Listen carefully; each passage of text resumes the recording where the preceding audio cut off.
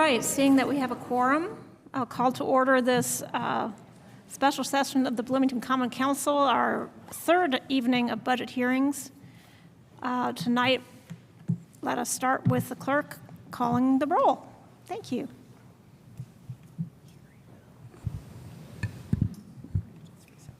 Councilmember Flaherty. Here. Strasburg. Here. Zulik. Here. Piedmont Smith. Here. Rallo. Here. And I see Councilmember Asari on the screen, and he's saying that there's no audio.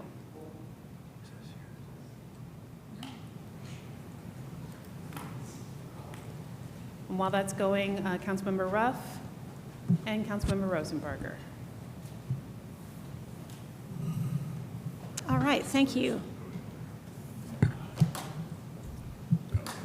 Councilmember Asari can't hear us? Oh, he can now.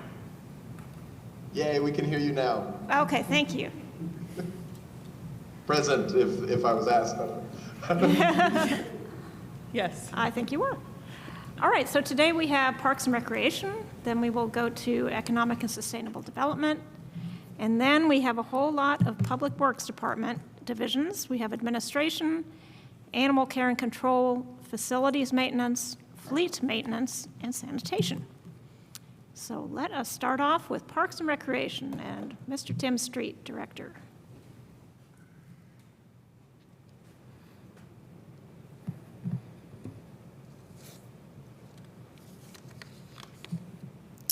Good evening. I know we're waiting for the presentation to get up. My name is Tim Street. I'm the Director of Parks and Recreation for the City of Bloomington. Let's test the clicker here. We're working. All right, great to be with you tonight. Tonight we have several of our leadership staff in the room with us. I'm going to introduce them. They play a huge role in directing the department and setting the budgets that you're seeing tonight. So we have Rebecca Swift. Sorry, my timer decided to go off after 20 seconds instead of 20 minutes, I think. Let me fix that real quick. 20 minutes is a more appropriate amount of time than 20 seconds. Okay. Rebecca Swift, our operations director. Julie Ramey, our community relations manager. Molly Cockram, who's in about 1 month as our office manager now. Leslie Brinson, our recreation director, and Satoshi Kido, our sports director. So a huge thanks to them and to all of our park staff who just make all of this so possible. We recently went through master planning and had a community prestige rating, and about 90% of the community said high prestige or good prestige for the Parks and Rec department. And a big reason of that is our staff. And we hear constantly how great our staff are. I want to particularly recognize the staff that are out there dealing with all kinds of stuff all the time in very thankless jobs. We just shared an article recently that was from Beyond the Civic Commons that was about how well-maintained public spaces are vital for both actual public safety and the perception of public safety, which are often two different things. And I just really think our staff are the front lines of that. So our department is in the midst of updating our mission, and it is not finalized yet, but we are working towards something very much like this. Parks and Rec makes Bloomington a resilient, healthier, and more connected place to live and play. Resilience, health, and connection are the things that we're after with all of our programs and parks and offerings across multiple different meanings. So physical health, mental health, environmental health, resilience, same thing, connection to the environment, to each other, to our community, all of those things are what we're setting out to provide. Council will be aware I came recently and gave you an update as we were nearing the end of our master plan process. We went through that largely in 2025 and even in early 2026 to set priorities for our next 5 years. We did this with a big focus on financial sustainability. And in the end, the strategic actions that we arrived at fall into these 4 categories, which will look familiar as I go through my presentation tonight. Meaningful community impact, that's what we're here to do through the lens of what I just talked about. Investing in what we have is very critical for us right now after a period of growth and a period of uncertain revenues. Being financially sustainable, and how do we do all this? We do it with a strong, connected staff. So that is the lens by which we have organized our strategic actions for the next 5 years.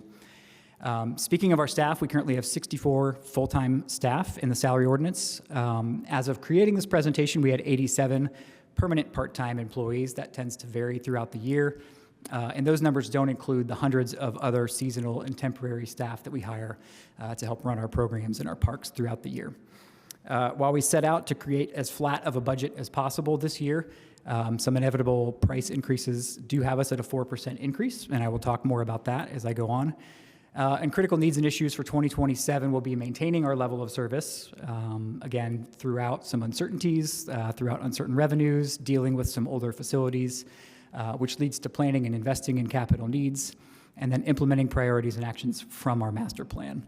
I will mention our master plan is getting ready to go on our website now, and we will certainly share a link with you all as soon as we have that ready. Going to just use some 2026 highlights as a lens for things going on across the department and the ways we're achieving some of those outcomes that we're after. This year, we've had a really great partnership with IU Arts and Humanities. You're going to hear me say that partnership word several more times during the 20 minutes. This has been a great success. We need partners like this to put on successful programs. We've had a lot of natural world highlights. We achieved Bee City USA certification for the first time, renewed our Birdtown, Indiana, worked on our downtown planners, had another prescribed fire at Griffey to promote hardwood, native species.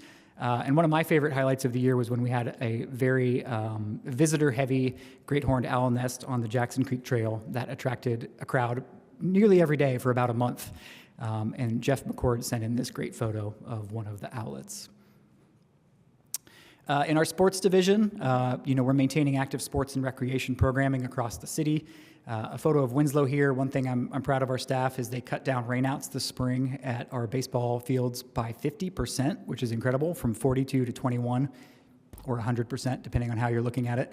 While the weather certainly has something to do with that, management practices on this old facility have really helped. They've renewed management practices to reduce rainouts, which has really helped serve our residents better. Twin Lakes, thanks to some funding from ESD, just had an entire LED retrofit. It's better in there, it's much better. And when I stopped by, I was really struck by our senior fitness class that meets on Wednesday mornings. So again, promoting health and connection. Community events, by the time we reach the end of the year, across community events and our various programs, we expect to have around 1 million participations in the various things that we offer. I love the photo on the left. That's the Beeline after the 4th of July parade. Big crowd using the Beeline. The photo on the right is from Tuesday Market and our youth market. We are through 3 of 4 of our youth days at the market, which are really fun if you haven't experienced it. Getting to see all the different things that the youth in our community create and sell, and just being little entrepreneurs. It's really fun. Some other 2026 highlights. Banneker Center received about $80,000 in grants to redo the front steps in appropriate historic fashion through the state DNR, and also received another $20K from the Black Historic Preservation Program to help with some water penetration and roof issues. Across Banneker and the Allison Jukebox, there were about 250 different summer campers who had really great experiences this summer, learning to grow and, again, connect with one another. And a few final highlights I want to mention that just hit on a few different areas. The Urban Forestry area gave out $40,000 in partnership with the Economic and Sustainable Development Department via the Tree Assistance Program. That $40,000 went to 17 households at or below area median income to help deal with hazard trees. Homeowners also had to make a contribution on their end, but this was a program to help people deal with hazard trees because we know that that is a problem for many people. Our legal department, engineering department, and urban forestry worked together. I think this is worth mentioning again to save half of the trees slated for removal as part of an INDOT 10th Street project. That is a significant win. We should not forget that. Our power line trail construction is ongoing. We expect that to wrap up and be celebrating that by the end of the year, a project 8 years in the making. The Bloomington Parks Foundation funded new Switchyard Pavilion lights, and we are, again, working with ESD, lots of connections there, on an energy efficiency grant at the Buskirk Chumley Theater. So I share these just to give a broad sense of the work being done across the department. So the 4 goals I'm going to talk about for 2027, again, this one you've heard before: maintain and enhance community impact. Number 2, invest in critical capital needs. Number 3, updating our website, registration, and communication systems. And number 4, update reporting on core performance metrics. You'll see the council priorities at the left as we go through these where appropriate and where it sort of fits into the actions that we're taking. This first one is almost verbatim our first master plan priority. And not to be a broken record, but again, funding is uncertain, times are tough. We've already seen one area nonprofit shutter, Girls Inc., right, in the last 2 weeks. It's an interesting time, and we really want to focus on maintaining those prestige ratings and the impact that we have on the community.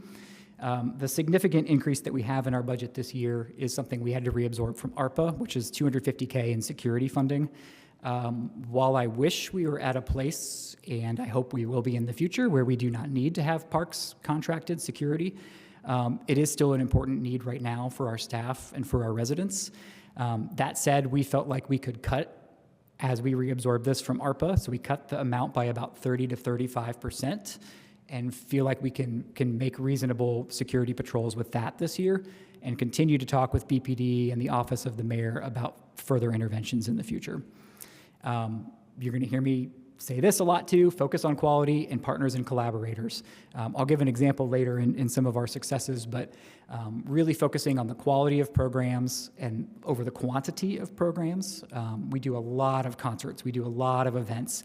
How do we really focus on making those really quality, high quality, not all big, but valuable community events? And one way I think we can really pursue that is through increased partnership and collaboration. The second goal is invest in critical capital needs. A lot of this obviously isn't in the general fund budget tonight, but I think is very significant to what we're doing and where we're heading, and I wanted to bring that to the council's attention. You've heard me stand up here before and talk about how we were looking into aging facilities. It was part of our master plan to do a conditions assessment, all of these different things. And we're getting to a point where we're ready to make some decisions. Exclamation point on the issue is a couple critical leaks this year, one at the ice arena right before it closed, one at Mills Pool right before it opened. And so we actually have a September 28th meeting set to review what the department's draft priorities are for investment and recommendations for a 2027 bond, a GO bond we've been working with the controller on. That will go to the Board of Park Commissioners on the 28th, as well as public. It will be open for public feedback. And then in early 2027, we are hoping to work that through the process, including council review, to issue that bond for capital facilities. Again, that goes back to invest in what we have. In the general fund this year, you'll see about $245,000, which is just some critical infrastructure items, similar to last year's amount. That's covering backflow, equipment replacement, a replacement dump truck, some roofing-related items, things that are critical to our operations. Third goal, updating our website registration and communication systems. We recognize website is sort of above us. That's a bigger city thing that's going on, but it relates really well to this goal, which is sort of an amalgamation of several different master plan actions that we identified. Modernizing and improving our reach and user experience across platforms, particularly our registration system. We've been using the same registration system for a while. We've convened a software action team of staff to look at that, to say, how are we using this? Are we using this effectively? Is this modern enough for our users, our residents, and are really starting to look at that now for potential reinvestment in 2027. $30K annually is earmarked for software. I should say that's actually not just our registration software. I was looking at the line that also includes some of our CityWorks software. And then a point that came up in council questions was this, the program guide question. We do spend about $110,000 annually for printing and distributing our program guide 3 times annually. When we did our community survey in the master plan, it showed that the highest number of people, 29%, preferred to get their information about parks programs and offerings through the program guide. That was still the #1 preferred source. And that 50% of all respondents said they get information from it. So it is still very important that we have a mailing presence for our residents and out in the community where you can pick it up at the library or other places. But we are looking at strategically how do we do that, and printing is very expensive. You'll already notice the one that just came out has less pages than before, so we're experimenting with that. And then the last goal, update core performance metrics. Our staff have talked recently about Parks is a very diverse department. We have many different departments that do different things within us. Goals for urban forestry are going to look very different than goals for golf, then goals for cemeteries, right? Those all have very different goals. And while each area is keeping metrics on their performance, we want to work on consolidating kind of what we consider to be some of what we used to put in budget goals, which is a system we're not really using anymore. But we want to compile that into a performance metrics dashboard and have some consistent metrics that we can use across areas as much as possible. The goal is not to create a live dashboard. I don't want to promise my staff we're going to make a live dashboard because that's a lot of work, but at least a consistently updated dashboard. So key programs and initiatives for 27, largely the same. You know, when we set out to prepare a flat budget, when we're looking at, we just got our master plan done. This is really the beginning of implementing some of the master plan items, focusing on that quality over quantity in programs. We overhauled our financial sustainability policy, did a financial review, looked at our cost recovery goals. Those are all things on our radar as we look at evaluating programs and initiatives, but in this budget, they are largely the same. We plan to continue to invest further in climate items, resiliency with electrification funding from ESD. That has been really impactful to us these past few years. We're working to really reevaluate our health and wellness area, along with a potential large-scale partnership with IU School of Public Health, which is also under new leadership and seems to have a new renewed focus on health and wellness. And I know Director Zager mentioned it, but we are excited to partner with them on the design and eventual implementation of stormwater improvements at Winslow Sports Park. When people put a 3-acre parking lot in 1979, they weren't thinking about stormwater detention, but we are now. So we'll partner with them to figure out ways to make that better. Overall, our budget, category 1 is up 3%. That's just the standard step increases, cost of living wage increases that impact us there. Supplies are up a little bit just due to necessary supply increases. Services are up. The majority of that is the park security being reabsorbed from ARPA. We had to cut a few other things as well because other things are up as well. Utilities are up across the board. Workers' comp is up. Liability insurance is up. Everything is more expensive. And our capital is largely the same as last year. This is a breakdown of just where that money goes within our divisions. Admin includes community relations in this graphic. So, 53% of our costs go to areas where we don't really expect much cost recovery. These are general public service, in operations, with a couple small exceptions. Admin is supporting all of our divisions. Recreation has some cost recovery in different areas, depending on which area you're looking at. And sports tends to be our most entrepreneurial of areas because you have things like the golf course in there, and the golf course, as indicated in some of the questions you received, does actually cost recover more than 100% of its investment right now. Wrapping up, challenges and opportunities. Extreme weather continues to be a challenge. We had a tornado in February. That's crazy. Thankfully, it didn't do a whole lot of damage within the city, not to take anything away from the damage it did do. And then, summer, it's either all the way dry or all the way wet. We're trying to figure that out. Homelessness, vandalism, and bad behavior continue to be issues. That is not a perfect, that Venn diagram is not a circle. Those are 3 distinct issues. I want to be clear on that, but there is some overlap, of course. We partnered with CFBMC to deal with the Browns Woods encampment this year and are really focused on not letting those establish because the damage from those multiplies exponentially as they go on. Of course, leaks and challenges with facilities, ice arena and the pool, and rising costs affecting everyone. That said, there are, of course, great opportunities as well. I said I was going to mention some successful partnerships. I think Juneteenth this year with CFRD and various other partners was a really great partnership and a really great example of that quality over quantity mentality that we can do. It actually ended up being one of our most attended days at Switchyard Park ever, probably second to the eclipse. And then the next day we had Grand Falloon, which is another great partnership. So putting on these really great, big, robust community events where we're bringing multiple stakeholders together to make these events really high quality, I think is important. We're working with big partners like MCCSC, talking about how can we strategically partner, how can we share resources, how can we be smart in these tough times. IU, I mentioned School of Public Health. Internally, strengthening our focus on the data that came out of the master plan that we just received recently, community needs assessment, engagement, community survey results from the master plan and our new financial sustainability policy, which the board approved this spring, all in order to strengthen our data-led decision-making. So trying to keep things high level, there was a certain amount of detail provided in the answers I responded to some council questions too. That gets a little bit more granular in terms of individual budget program areas within the parks budget overall. But I'd be happy to address anything else you would like to get into. Thank you. Thank you, Director Street. Are there any questions on the Parks and Recreation budget? Councilmember Rallo. Thank you. Thank you, Director Street. Parks and Rec always scores high in community surveys, and for good reason. I have just a few questions. Regarding what the bond you're seeking, what's the amount that you're...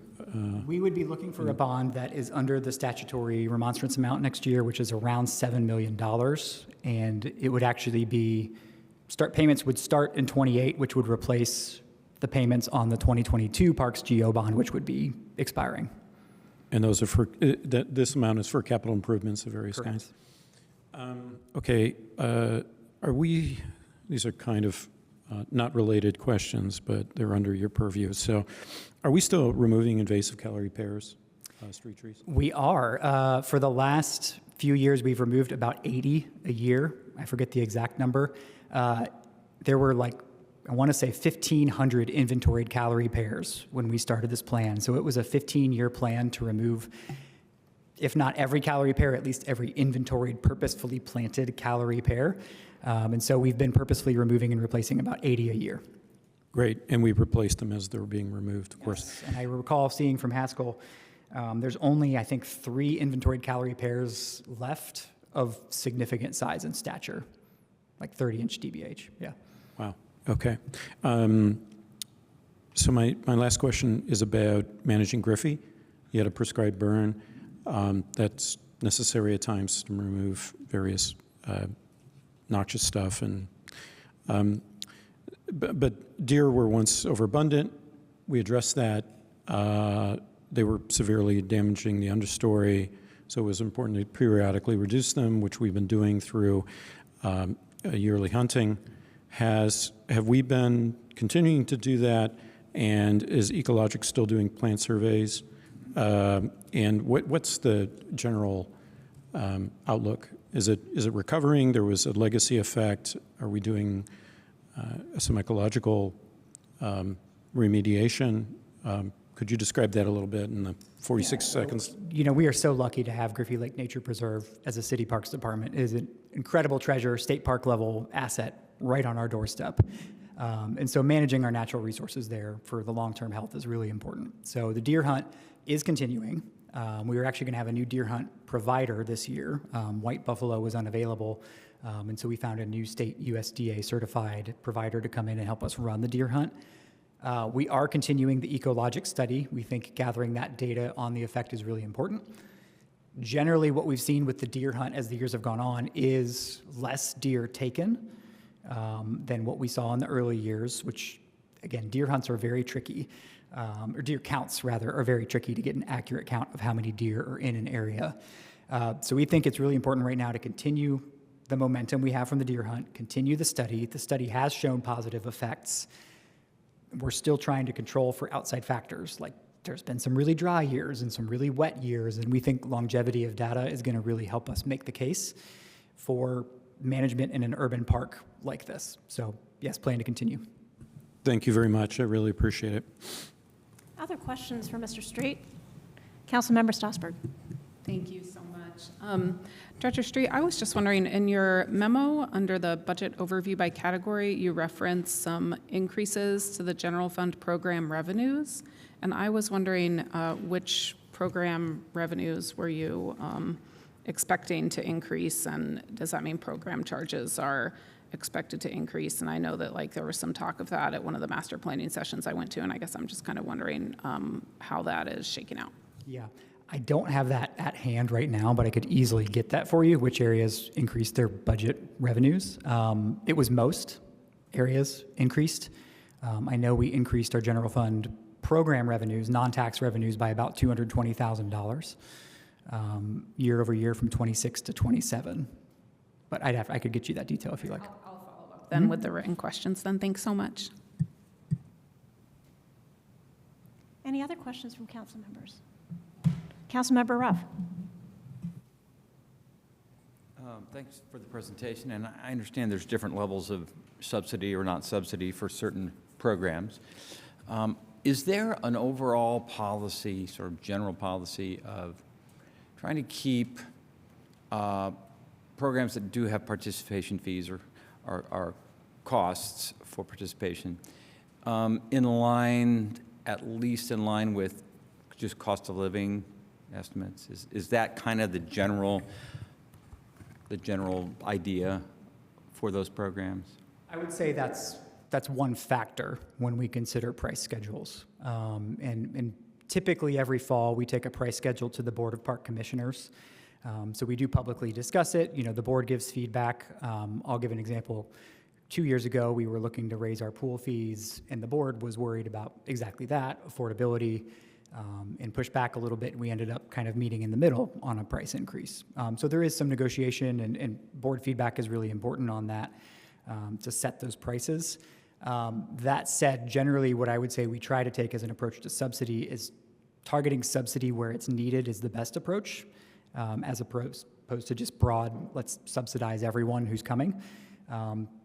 Getting people who can pay to pay is great. And then, for example, with the pools, having the pool fee waiver program, which grants free admission for people who line up with federal benefit eligibility, certain programs like SNAP, WIC, Section 8, things like that, is the preferred approach for subsidy that we would take. And then just broadly, you know, the greater the public value, the true public good in something that we're providing, because we have everything. We have the whole range, right? We have 0% cost recovery. We're just providing parks and trails and public spaces and keeping those up that are for everybody. You know, we don't expect to cost recover on those at all. When we get more into individualized benefits, memberships, lessons, camps, things like that, depending on the specific nature, that's where we see that cost recovery go up. So the example at the high end of our cost recovery matrix is the golf course, which does cost recover 100%. Okay. I see I have 45 seconds left, so I'll just real quick also ask. One of your slides mentioned, let's see, homelessness, vandalism, and bad behavior. Mm-hmm. So from a budgetary perspective, can you elaborate on that slide from when we're talking about the budget here? Yeah.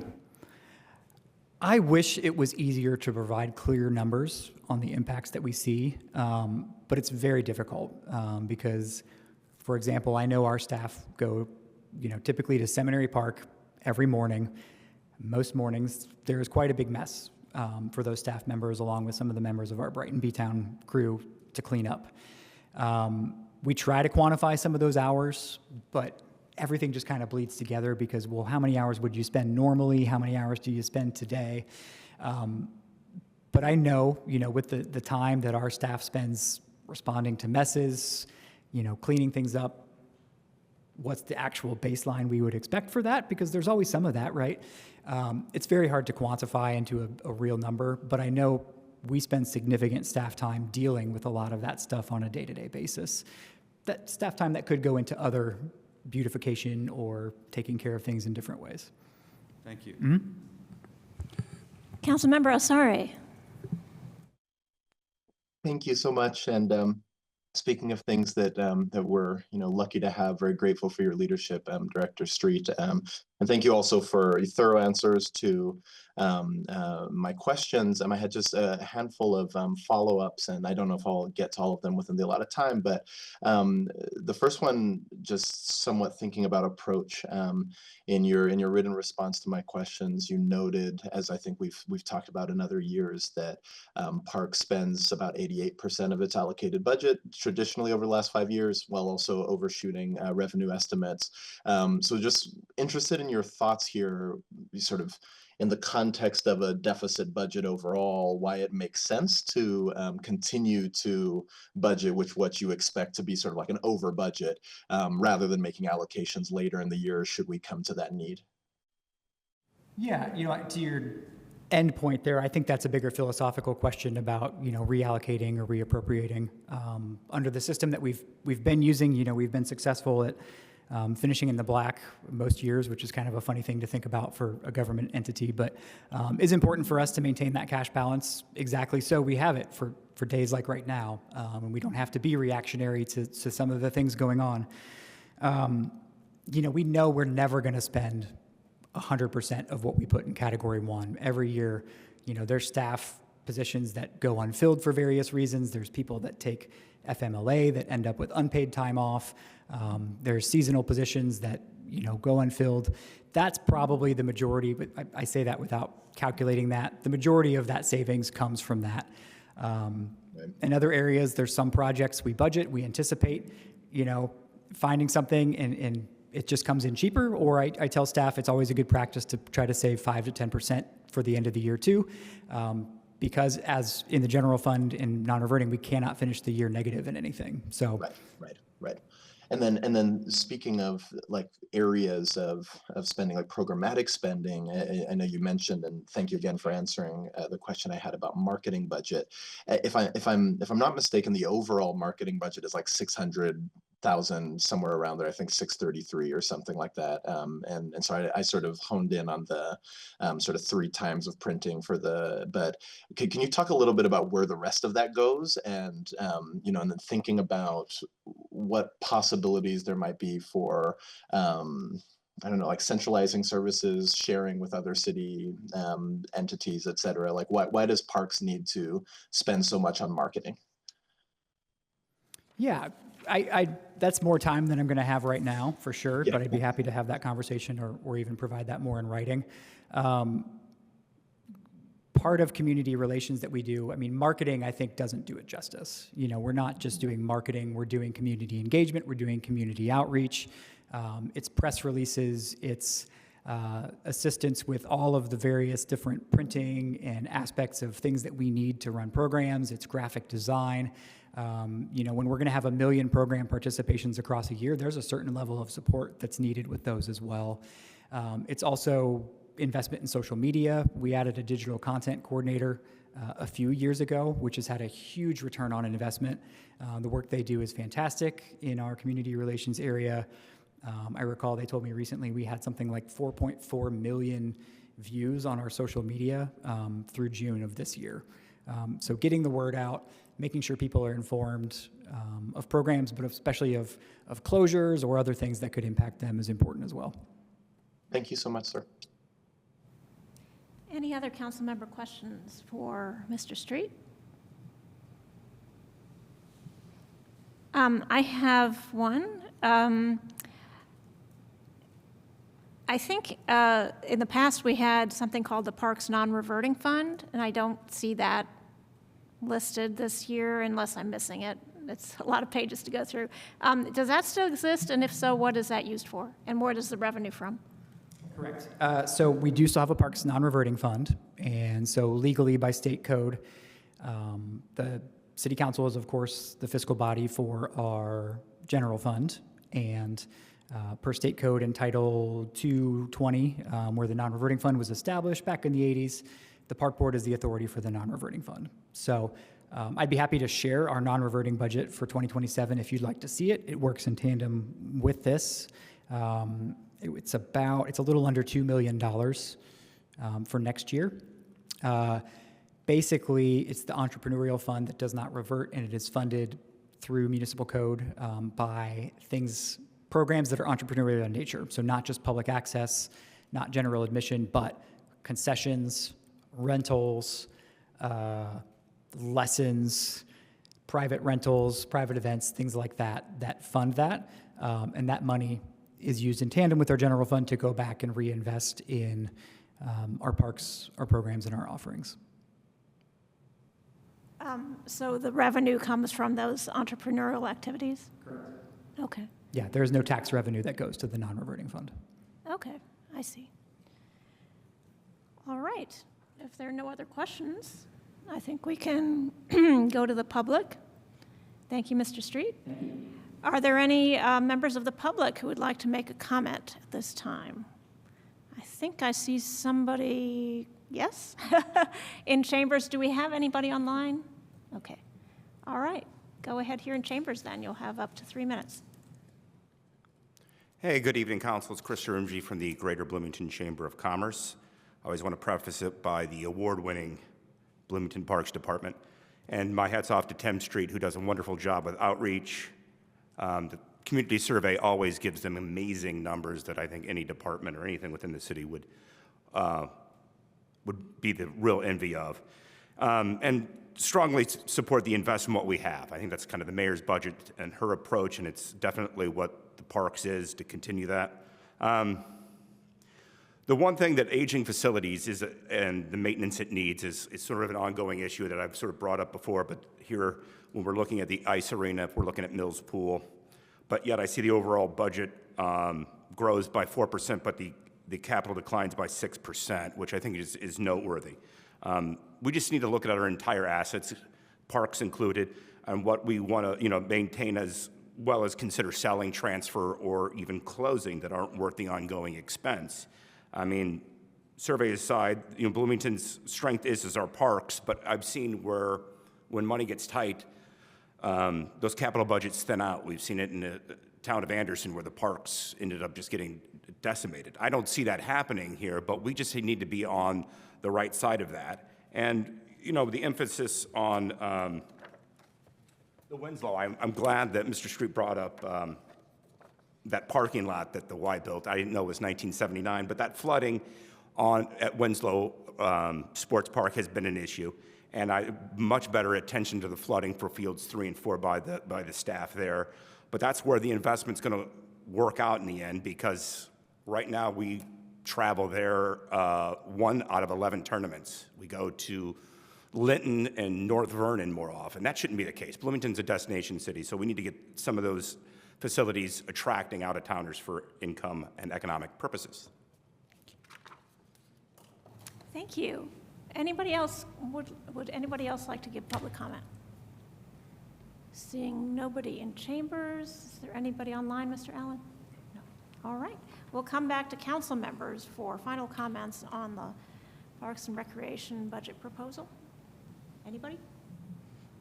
Councilmember Rollo. Thank you for the presentation. Parks and Rec Department does so much, and so much appreciated.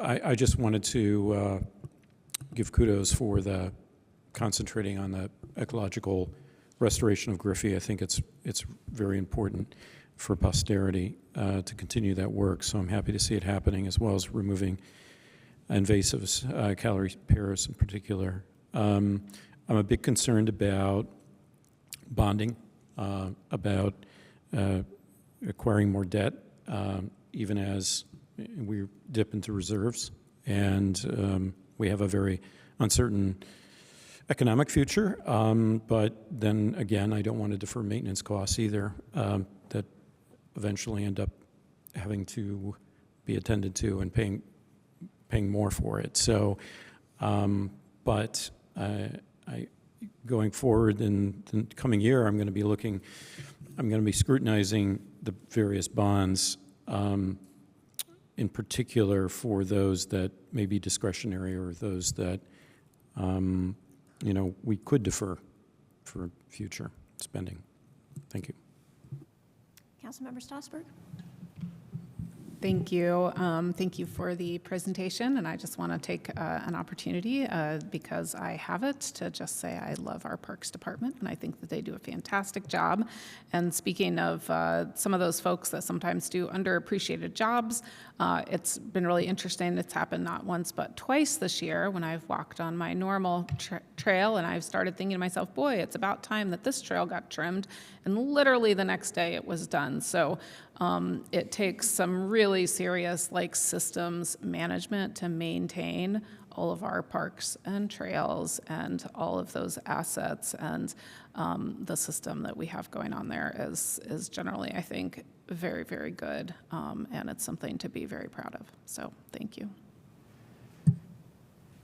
All right, any other comments from council members? Councilmember Ruff. this isn't really about the presentation. It was an excellent presentation. I appreciate it.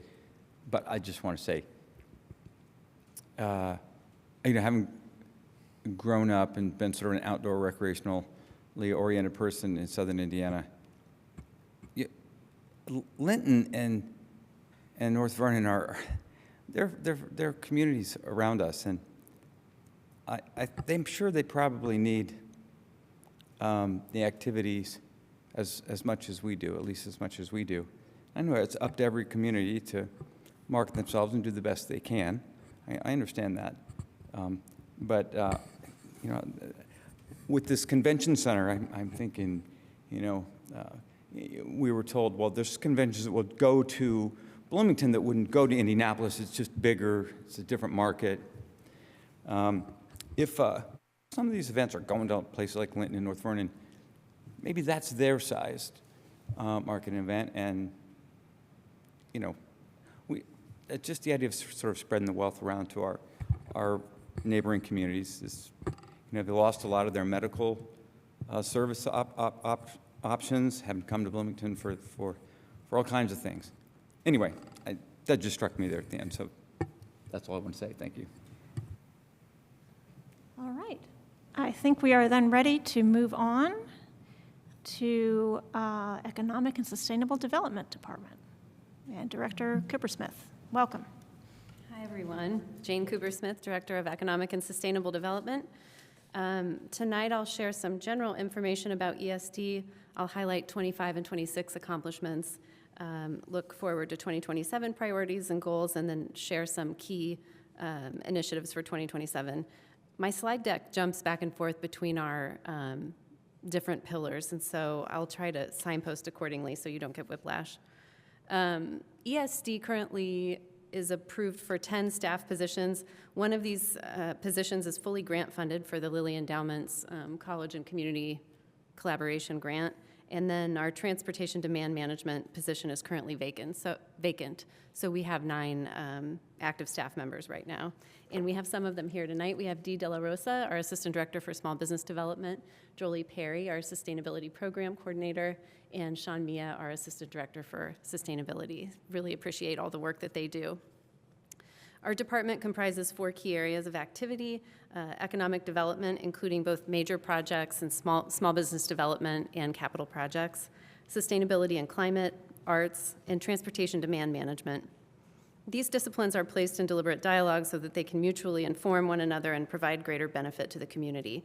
A good example of this includes our Bloomington Energy Works project, which helped deliver, I think, 11 energy audits to employers across the community, and helped identify $59 million in private sector climate projects, which will then turn that list of $59 million in potential projects around for $2 million in low-cost capital for the community. So leveraging those outside resources and being in the context to make those asks of our corporate partners is really helpful. Given our limitations, I'm mentioning just a few 25, 26 accomplishments. For economic development, we began implementation of our 5-year Downtown Strategic Action Plan in partnership with Downtown Bloomington, Inc. With our report that evaluated our specific community needs and included robust input, business input, we were able to confidently move forward with hiring a downtown activation coordinator who has been promoting and implementing a series of micro events throughout the season, including family nights out, downtown shop nights, and Busk at Dusk, as well as Bloomington Bites Bingo, which was a one-off event. This photo illustrates one particularly exciting small business event in April 2026. In partnership with the Greater Bloomington Chamber of Commerce, the city was able to bring Zing Train back to Bloomington. They led their business culture workshop, which not only helps improve business culture and operational best practices for our local businesses, but it gives them a low-cost, extremely high-quality opportunity for professional development for their team members, and it fosters connection across our business community. And this was a particular win. Pre-pandemic, DBI and Blooming Foods would bring Zing Train in occasionally and sort of foster this business community activity. So it was really great for us to be able to do that this year. What is this? Again, just mentioning a couple of climate wins, we were able to put $480,000 in community grants and activities that support climate action and climate resilience. This includes our SEAL and BG HIP programs, so solar energy efficiency and lighting, and the Bloomington Green Home Improvement programs, as well as income qualified solar, which to date has primarily supported Bloomington Housing Authority housing. In 2025, we purchased 2 EV Ford F-15 Lightnings for Public Works, which of course reduces both fuel and maintenance cost.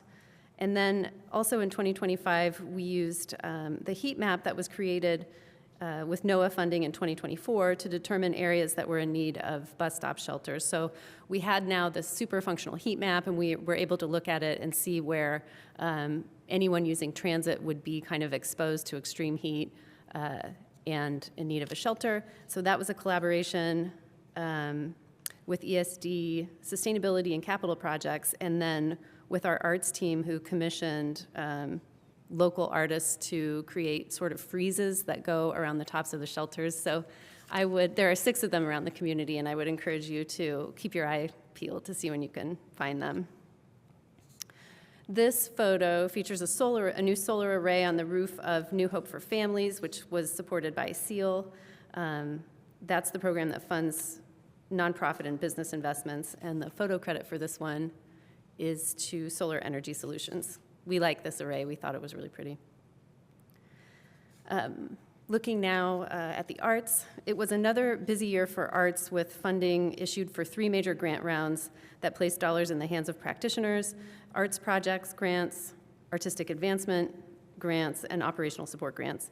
Beyond that, it was a major year for public art, with the city diving into participation on the College and Community Collaboration Grant and helping lead the charge for the Capital Improvement Board's international call for the largest investment in public art in the city, which ultimately led to the selection of A Form of Connection by the Ball Nogue Studio. Staff also supported smaller public art installations like traffic box painting across the downtown and hosted artist professional development events. Almost all of our arts efforts happen with significant input from the Bloomington Arts Commission, so I also want to thank them really specifically. They put in a lot of additional time reviewing applications and just supporting artists generally. This photo shows the fabrication studio for John Rasek's sculpture Undulate, which will be installed in the Trades District this fall. These tubular forms will emerge from the ground in different locations.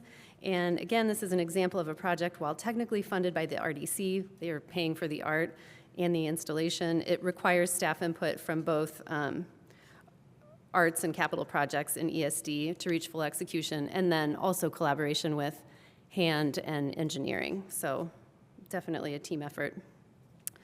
Looking ahead to 2027, I'll talk through goals in each of ESD's areas. Our major projects support housing. So when I say major projects, I mean the major economic development incentives that we're trying to attract, usually or often from the federal level down to our local economy. So on the major projects front, we're always trying to support housing production, redevelopment, and job creation in service of really population growth and wage growth. We know that we will know in October whether we will receive our Opportunity Zone designation for the 3 highly distressed census tracts for which we submitted applications to the governor.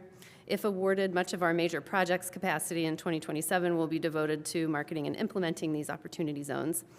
Also on major projects, our Strategic Sites Initiative builds on the Utility Service Board's update to its rules and regulations, allowing extension of sewer service outside of city limits for strategic economic development sites. And together with BEDC and other local partners, we are working to promote the handful of employment sites that remain within city limits. So that's the big picture stuff. Economic development activities that require significant budget include our efforts at addressing impacts of homelessness on businesses. Businesses in our downtown corridor it's sort of the expanded downtown corridor, experience a disproportionate burden of property damage, whether it be broken windows, camping detritus, biohazard materials or waste, or damage from campfires. The city has issued grants to help property owners with prevention and remediation related to these issues. This administration understands that this particular program is a Band-Aid and it's not addressing root causes of homelessness. However, it is a critical business retention effort while we are working on root causes in other areas. The city also provides major support for Amplify Bloomington and the Trades District. Since Amplify represents, the name Amplify represents new branding since I last spoke to you all, I wanted to make sure we know what it means. Amplify is the umbrella organization sort of over the Trades District.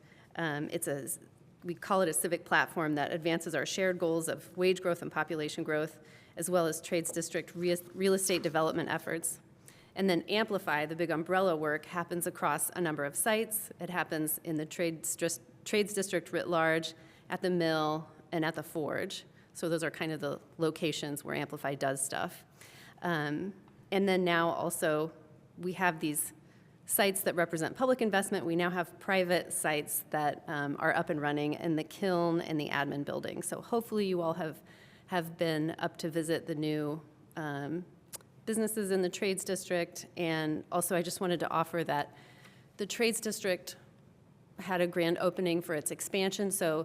The mill did. So the mill hit max capacity and they converted their event space into more co-working space. And I don't believe any council members were able to attend that event, but I know the staff would be really excited to share the space with you and kind of what's going on there. So I'm sure you have their contact information, but if I can help with that, let me know. And finally, Amplify has been a key partner in leveraging, I didn't get all that. Yeah, so ED-Lit funding that council approves supports entrepreneurship programming at the mill. It funds scholarships so that membership may be extended to entrepreneurs who may not otherwise afford it. It supports Startup Summer, which is a cohort-based program where college students fast-track their projects on summer break. And then it supports AMP Bloomington events, which bring together entrepreneurs and community for a range of events at the mill and culminating in AMP Week, which is in October. The mill is currently home to 77 small businesses. Our Assistant Director, Assistant Director of Small Business Development, Dee De La Rosa, spends one day a week at the mill on their resource desk, making sure that entrepreneurs are connected to our resources and receive support navigating any questions. Additionally, this is way more words than exciting slides. Additionally, Amplify has been a key partner in leveraging outside funding. In 2024, they helped attract that $16 million college and community collaboration grant to Bloomington. And this year, they were a key partner in helping craft the programming proposal for the recently announced $3 million Ready Arts and Culture grant for the Uplands Regional Creative Economy Commons. This rolls right off the tongue. Okay. Turning next to sustainability, our main goal remains the same. The city works to reduce greenhouse gas emissions to 25% below 2018 emissions by 2030. So 25% below 2018 emissions by 2030. Our primary approach to doing this is by tackling the built environment, which is the key driver of greenhouse gas emissions locally. This means we are leveraging our program dollars to continue improving efficiency of our own assets. We dedicate funds to converting gas equipment to electric. We leverage funding through BG HIP and SEAL programs to promote energy efficiency across the community. And maybe even more importantly, we work to attract outside resources, outside dollars to do this work for us. Sean Mia and Jolie Perry represent our very capable sustainability team. Thank you so much for your stewardship and all that you do. So building efficiency is the big swing. Secondary swings are vehicles and equipment.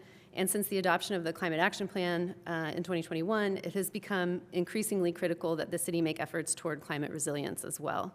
One area of convergence for these priorities is the EPIC grant from the Indiana Office of Energy Development that is facilitating HVAC upgrades and installation of a battery energy storage system at the Buskirk-Chumley Theater. So this will reduce greenhouse gas emissions and operating costs for the theater, and it will allow them to ultimately serve as a climate resilience hub during periods of extreme heat. I think we say extreme weather, but realistically that's going to be heat where we really need that. So thanks to Parks for their work in facilities management and their collaboration on that grant, and to the RDC for its recent approval of an LED stage lighting system. These investments will help this 100-plus-year-old theater embark on its next century in a cost-effective and sustainable way. In 2027, our arts priorities mirror council and citywide priorities of asset management. Thanks to our 1% for the Arts program, which I believe was approved in 2016, which requires that 1% of capital project budgets be dedicated to public art, the city has now amassed a collection of pretty amazing public art.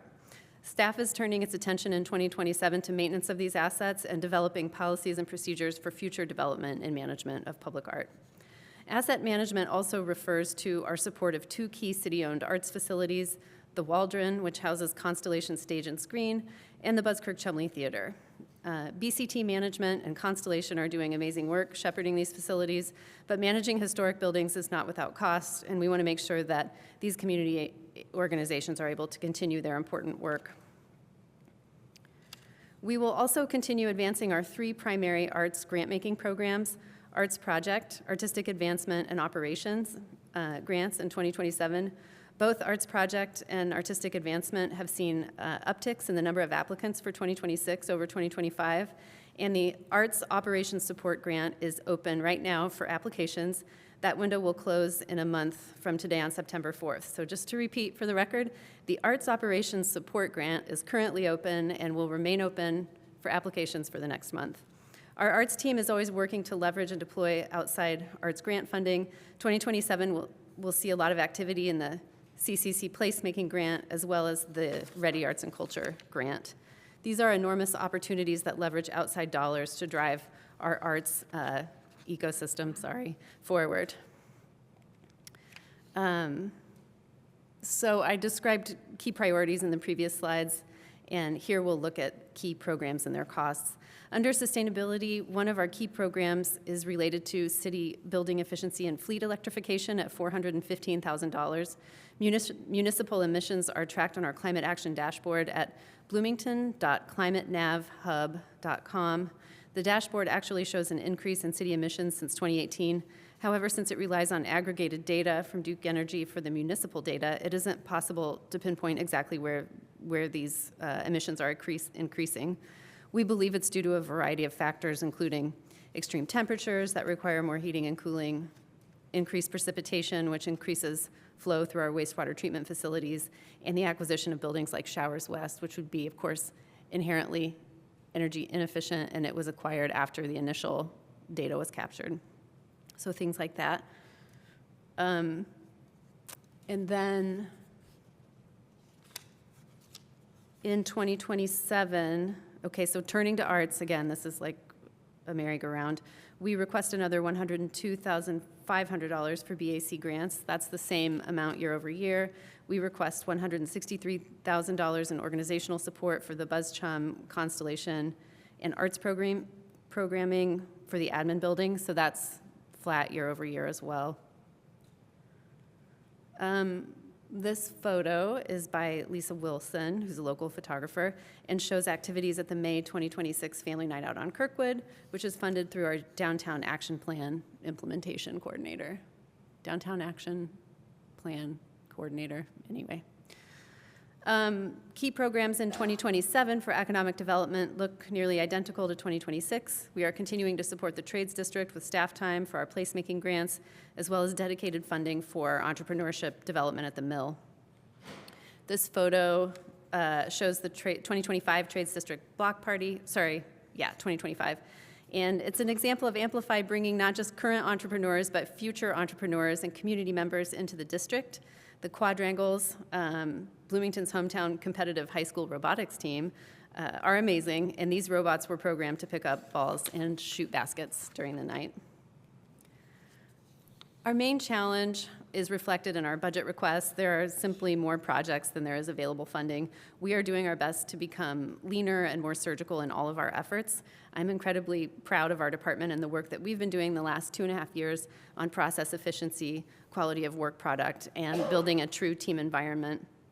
Other ongoing challenges are predictable. At a staff of now 9, we are a small team, and turnover that we've experienced in the past year has created drag.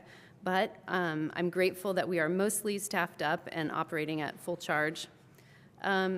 Of course, we couldn't do that without our many incredible partners across the community, our 36 commissioners supporting the 4 boards and commissions that are supported by ESD, Amplify, the Chamber, Downtown Bloomington, BEDC, Visit Bloomington, Project 46, Indiana Energy Independence Fund, and all the many incredible arts organizations. So I'll just share my deep gratitude for all the contributors who help support our work and make Bloomington a great place. And with that, I'll be happy to take questions. Thank you, Director Cooper-Smith. Are there questions from council members? Councilmember Zulik. Director Cooper-Smith, thank you so much for being here and for such a thorough presentation. Could you speak a little bit to how much of the arts budget is going to be put towards the matching Ready 2.0 grant for Amplify Bloomington?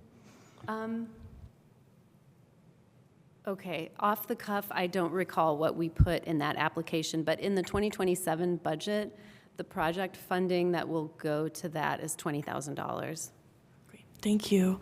Could you also talk to me a little bit about the grants line for $180,050 under arts, and how much of that is going to be allocated to the BAC for their 3 annual cycles? So I apologize without having my budget directly in front of me, but the 180 includes the BAC at 102.5, and it includes additional, there's a 41,000 that is sort of discretional grant funding, and then there's other supports in there. I just can't recall off the cuff. But I can put it in the spreadsheet. Thank you. I will follow it up with a written question. And then I thought that there was an annual 2% increase to the grants line. So it is not an increase. So could you just elaborate on that, please? Yes, in the past, we did include an annual 2% escalator on all of our arts grant making, and I don't think it was universal across all the arts programming, but just given the funding environment, I didn't believe that that was the position that we're in this year. It's just a completely different climate. Understood. Thank you. Yeah. I'll follow up with some written questions. Thank you for being here. Councilmember Rollo. Thank you, Director Cooper-Smith, for your presentation, and I want to commend you for, and you and your team for important and valuable work. But one thing that struck me, I was contacted by a constituent recently, and she isn't concerned about food security for the community, and it urged me to take a look at our comprehensive plan, where it mentions local food security numerous times. In fact, it mentions urban agriculture and local food almost 60 times, and in comparison, parks is mentioned 90 times. So it's an important part of the plan, and we used to have a food policy coordinator, which then became, I think, a general coordinator of some kind. Could you talk about, has your team been working on local food, and to what extent, and if not, what could we do to make it happen as per the comprehensive plan? Great, thanks for the question.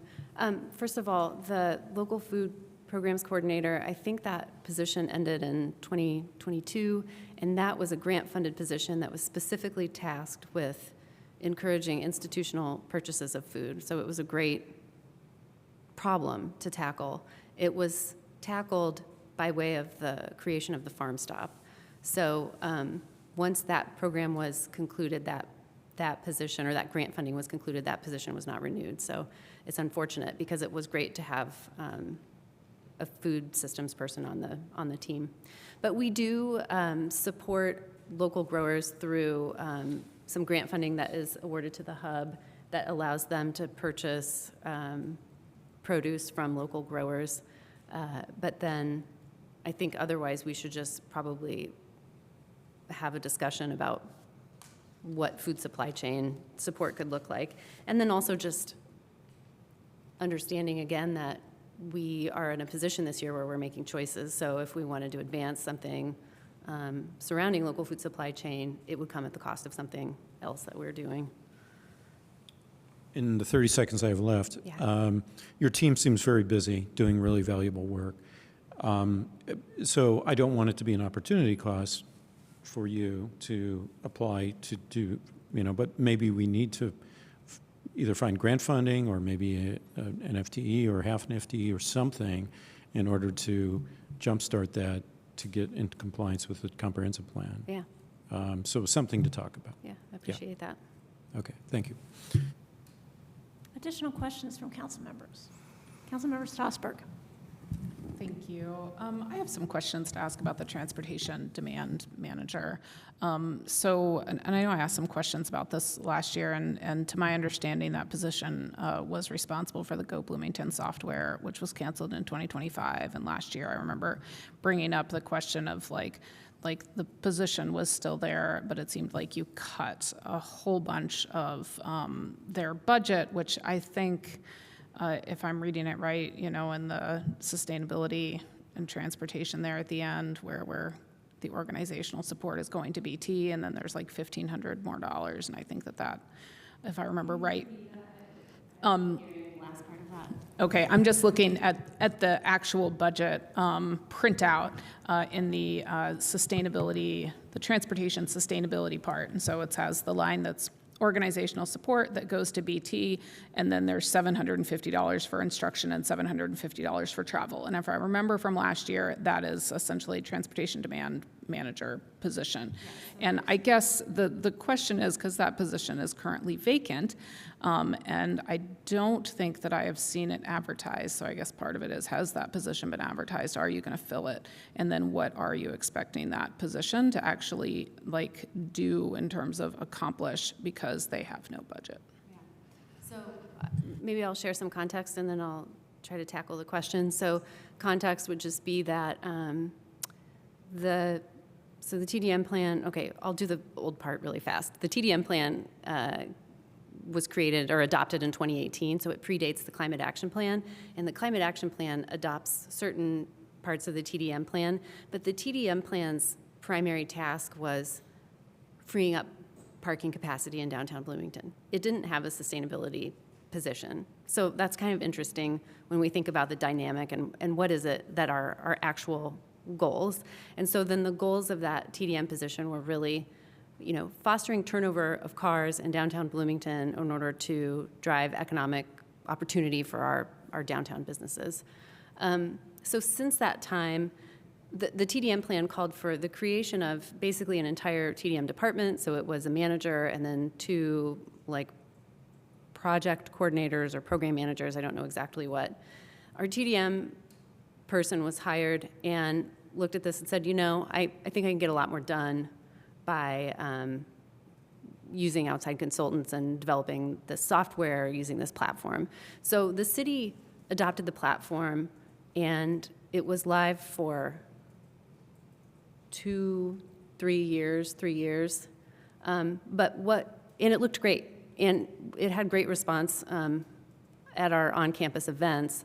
But what lacked was data showing conversion of those single occupancy vehicle trips. So ultimately, last year, when we realized the reality of SEA 1 and we started thinking about what is our responsibility with our stewardship of taxpayer dollars, we didn't feel confidently that we could justify expending that large sum of money on a program that we just couldn't share what it was doing. So we didn't request new funding in 2027. We did retain some marketing funding that was already under contract. And so that's being leveraged right now for creating some content related to education, which is one of the recommendations of the TDM plan, to do education about TDM. So that's going forward. And then in the interim, I think it's a great time for us to be evaluating on our side what to do with the position. We're halfway through the Climate Action Plan. As I said, the Climate Action Plan scoops some of the goals of the TDM plan, and we are going to be engaging in an update or maybe even a distillation of our climate action plan goals, which will have council involvement via the staff climate action team.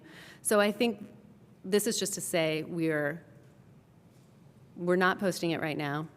We are taking a hard look at that role and what it's meant to achieve, and we're having a lot of conversations behind the scenes and with other departments and the Transportation Commission, frankly, about what needs to be happening for TDM.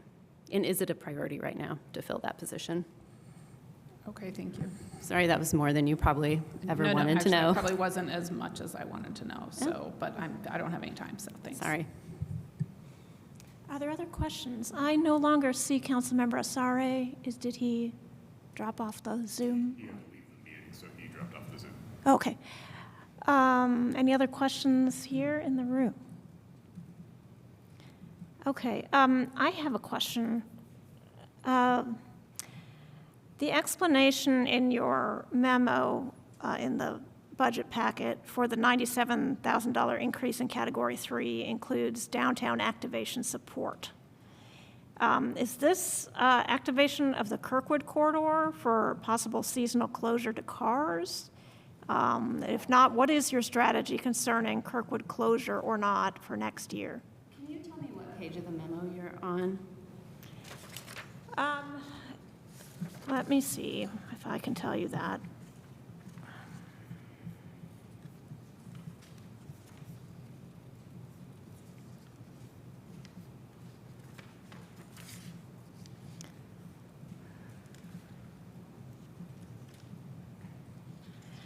What page in your memo? Or it's 157, page 157 of the budget book. Sorry, I'm just looking for that in my memo. Where you and- have the budget overview by category and you show this rounded up, it's $97,000 increase in Category 3. And you say this will support the portalet at Seminary Square. I have a separate question about that, which was previously funded by Parks, and an increase in funding for downtown activation support. So that's interesting. My section of that says slightly increased funding will support the portalet at Seminary Square, which was previously funded by Parks. Yeah, and it does say increase in funding for downtown activation support. So basically, we are flat, and our increase is really reflected in our Category 1 wages. And we don't expect that we'll actually see growth in that. So that is a holdover from different versions of the budget that were evaluated. And I apologize for that error being in the... So you do not have any increase in Category 3? No. My final budget reflects the exact same amount in Category 3. Okay, so what are your plans for possible Kirkwood activation I'm next year? sorry, I'm just verifying. So sorry, there is a 2% increase. I apologize. I can answer this in writing. I can't answer it right now. I'm sorry. Okay, well, regardless of the 97,000, can you just speak to your department's strategy before we finish the downtown corridor study so that they might possibly have a Kirkwood closure next year? Our department's funding strategy is requesting the same contribution as previous. So I think we had $20,000 in last year's budget for the downtown activation coordinator, and that's what we requested this year. And I think you're asking a little bit whether there will be a closure, and we're not there yet, but we will be coming to you soon. Staff will, to talk about this. Okay, thank you. Any final questions? We can go to the public. Is there any member of the public who would like to comment on Economic Sustainable Development Department budget? Don't see anybody here in chambers. Okay, person online. You should be able to unmute, and you'll state your name, please, and you'll have up to 3 minutes. Good evening, council members. My name is Jamie Scholl. I'm a certified health and well-being coach and a former member of the Bloomington Commission on Sustainability and Resilience. I'm here to ask you to fund a food systems manager for the city of Bloomington. This isn't a new idea. In 2019, the city's own Sustainability Action Plan created the same exact position funded by the USDA grant to build our local food economy. That grant ended with the intent at the time to bring the position permanently on staff, even as the risks of our food supply have only grown since that time. Right now, the U.S. cattle herd is at its lowest since 1951, and Tyson is closing 3 plants. Bird flu is active in poultry and dairy herds across dozens of states. Farm labor shortages are threatening produce harvests, and U.S. farm debt is projected to hit a record $624 billion this year, with bankruptcies up 46%. Data centers are now buying up farmland at prices no farmer can compete with, straining local water supplies, and their noise has even been linked to fertility problems in livestock. Add to that, fertilizer costs are up 45% from the Iran war, and SNAP funding expires September 30th. That's next month. Bloomington's own food resilience strategy has mentioned this position. This isn't an abstract ask. In a disruption, a food system manager builds direct farmer to consumer links when supply chains break down, coordinates emergency food logistics so surplus produce reaches food banks instead of rotting, and fast tracks zoning for community gardens. Day to day, they write the ordinances that protect farmland and run our food system. We are not alone in recognizing this need. Austin, Seattle, Salt Lake City, and Cleveland all employ food system coordinators. So do a dozen more counties and states as well. Montgomery County, Maryland is one such. They actually have an Office of Food Systems Resilience. Time. All right, thank you. Thank you. Are there any other comments online? No? Okay. All right, we'll come back to council members. Would anyone like to comment on the budget proposal from ESD? Councilmember Rollo. Just to say again, I really appreciate the work of your department and all that it does, which is considerable. I'm glad that Jamie Scholl could speak to this point tonight. She brought it to my attention, and the fact that it's throughout the comprehensive plan, and it seems that most of the responsibility, for good or bad, falls on ESD. It does tend to occupy other departments to some extent, Parks and Rec, in terms of community orchards and so forth. But I've been a member of the Bloomington Commission on Sustainability and Resilience for quite a while. Last year, they adopted a food strategy, and it was in anticipation of potentially stressful times, which we seem to be seeing, especially for low-income people. So I think it's a good idea to focus on this and try to see what we can do to meet the comprehensive plan goals. And some things are low-hanging fruit, so to speak. Other ones are going to be more challenging. But I look forward to speaking with you about this, and hopefully we can move ahead in the next year. Thanks. Any other council members? All right, I'll make a comment. And this is not a comment about any staff at ESD or the director or anything like that, but just listening to the presentation.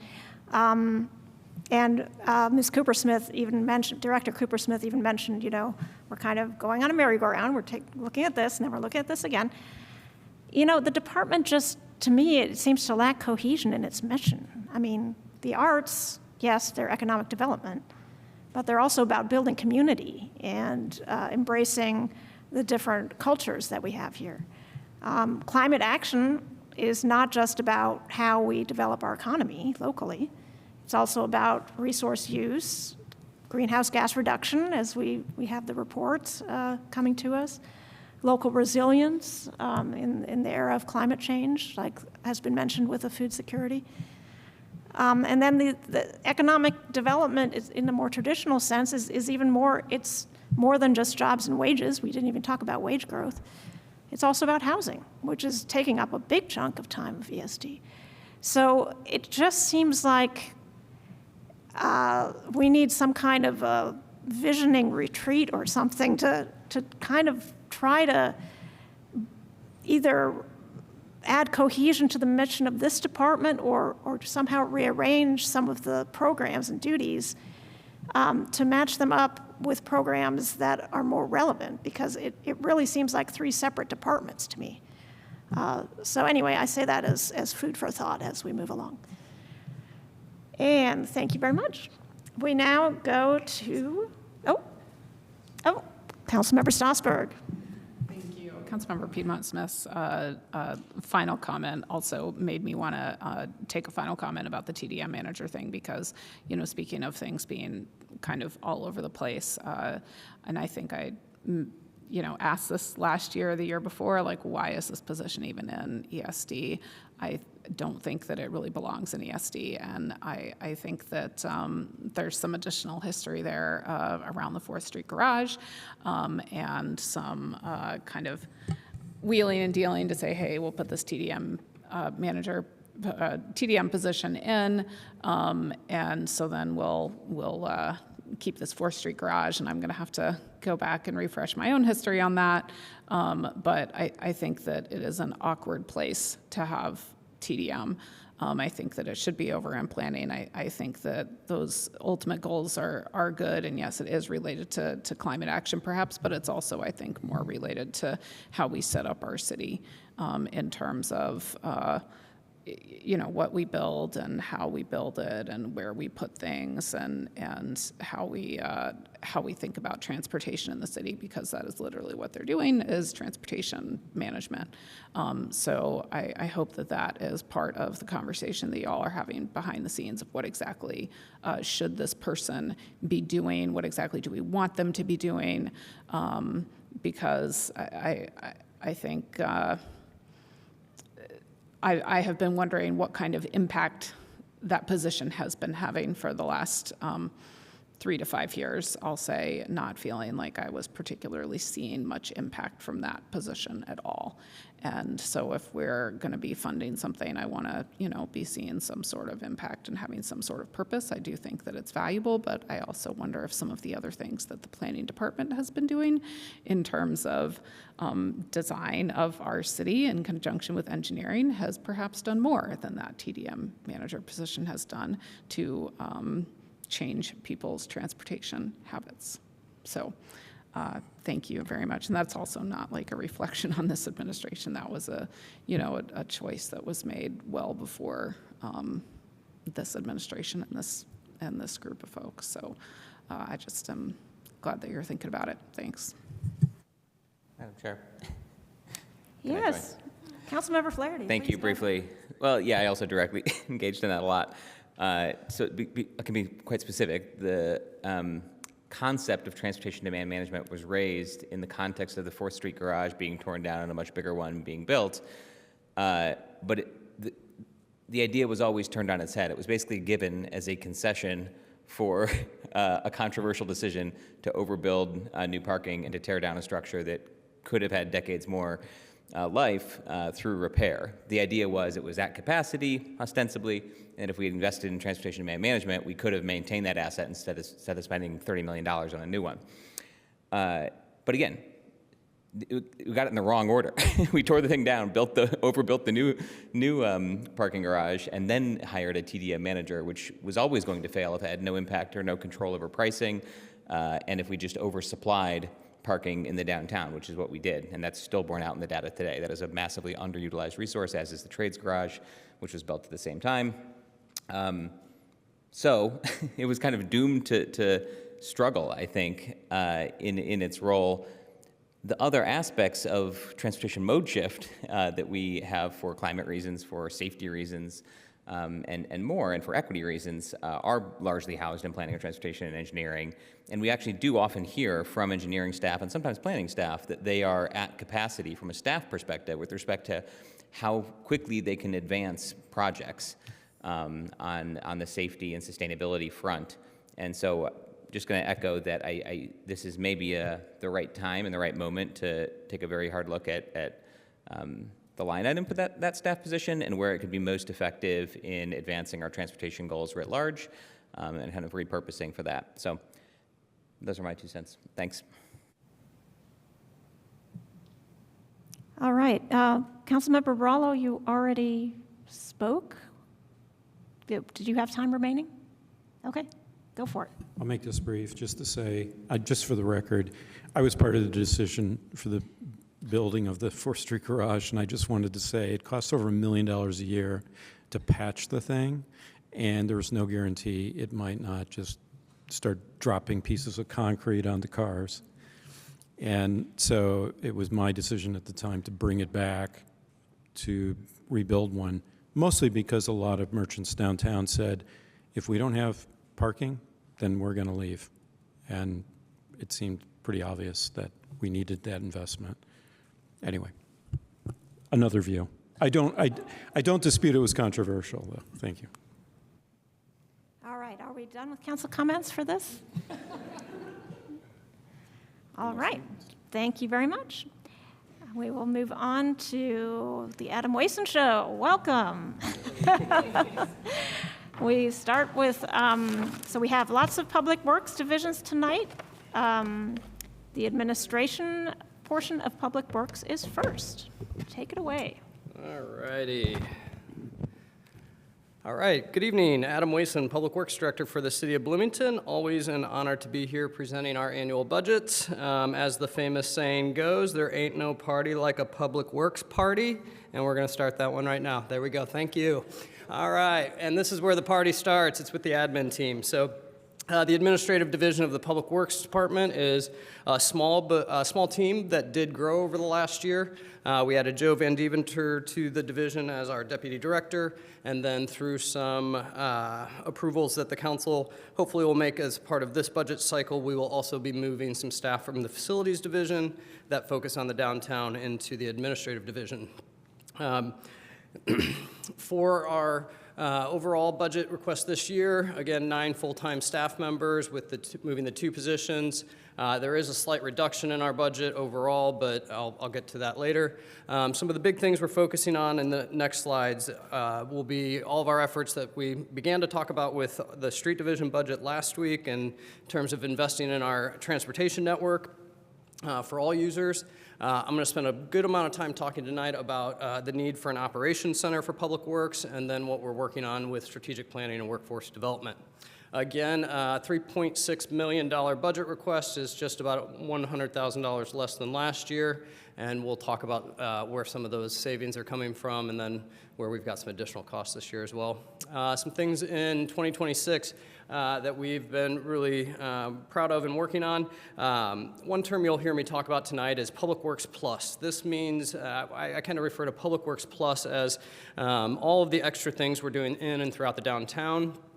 Such as, no one expected to clean up after a national championship game and 3 bowl-winning games of our football team, but all the other things we're doing, supporting special events, festivals, the downtown outdoor dining program, et cetera. Also talk a little bit of our climate action plan program results with trying to move some of our vehicles to electric, as well as our efforts with the high-priority pedestrian network and the snow removal that we've talked about in the past, and the infrastructure condition assessment reports that we've been doing, all administered mainly through the administrative division with support from other public works divisions. Last week, when I began my presentations last week, I said it was kind of awkward not to start with the admin division because admin is where we do a lot of our centralized work for the whole department, and be remiss just not to talk about the accreditation process again. That was something that we'd been working on for several years. You'd heard that in several of my budget presentations about the resources needed to get to the point where we actually did our full accreditation, and that'll happen again. We'll do a 2-year update in 2028, and then we'll do a full reaccreditation in 2030. For 2027, one of the big things that I've been championing since my first year as Public Works Director was the need to look at the facilities in which Public Works operates out of. I think several of you have gone on tours of Public Works facilities with me at some point in time or another, and the key point here is we need a modern facility for, in particular, our street and fleet divisions. Those are old buildings that were hand-me-downs from other city departments, and they just don't meet a modern work environment that that provides the types of resources necessary in a building to serve not only the staff that are in there, but what we do out in the community as well. For street in particular, we'll go to a couple snapshot pictures, but on the right here, that's the break room for the street division. So in the middle of a snowstorm at midnight when you need to catch a little break and eat some food, you're in a small break room, the roof's probably leaking, and I won't even really get started about the locker room facilities, but I compare them. Think about the worst YMCA bathroom or locker room you might have been in, and street department's going to compete with that. On the left, the break room for the fleet maintenance garage. If you've ever been in our fleet maintenance garage, there's a little metal set of stairs that go up to the second level. And this is, I'm not a tall person. I almost hit my head when I'm in their break room. It just doesn't meet the standards at which we want to have our employees occupy buildings. And so the big thing that we're focused on and have been for the last couple of years is the conceptual design. What would a facility look like? What does it need to have? So we've done that with your prior budget approvals for those services, and we continue working on that today. One big point to make here, I would love to say that we haven't been slightly jealous when we go visit other peer communities and see the facilities they've operated out of. I'd love to take some of you up to Fisher's. Oh, boy, do they have it nice up there. But, our goal here is really to provide a facility that meets the needs of the department, street and fleet in particular, and will serve the department into the future. So lots of discussion forthcoming on that, lots of work with the council and others that would need to take place as we would look at an operations center. I mentioned we've done some preliminary design, looking at something that would be a 50-year building. We've been really trying to find some outside funding sources. Public works centers aren't a real they're not something that we've found outside funding for, but on top of all the other regulations and limitations of SEA 1, this is going to continue to be a priority of mine and the department's, and look forward to working with the council on that. We talked about street maintenance and sidewalk repairs a lot in the street division budget. I won't go over a ton of that, but really trying to continue to work with the transportation plan and transportation commission and others on how we're making those investments. Again, we've done both in-house, so this is our in-house crew doing sidewalk work, but a lot of the work we do here is also contracted work as well.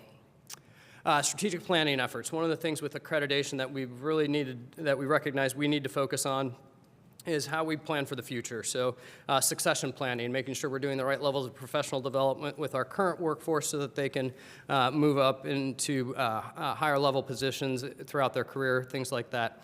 I'd be remiss not to note that there's a person in a red shirt in this picture that may be retiring on October 6th of this year, and I do want to say thanks to Christina Smith for her 35 plus years of service and wishing her many, many years of happiness in retirement. But that's the critical need we have. So Chris has 35 years of institutional knowledge. How do we continue to develop our staff to not only do a bit of a knowledge download, but also continue moving the department forward? And that's something we've been focused on with all of our staff in that APWA portion. Downtown maintenance and stewardship. So when we talked with the salary ordinance a couple weeks ago and doing some modifications there, this is really about how Public Works has made a big focus and priority in the downtown.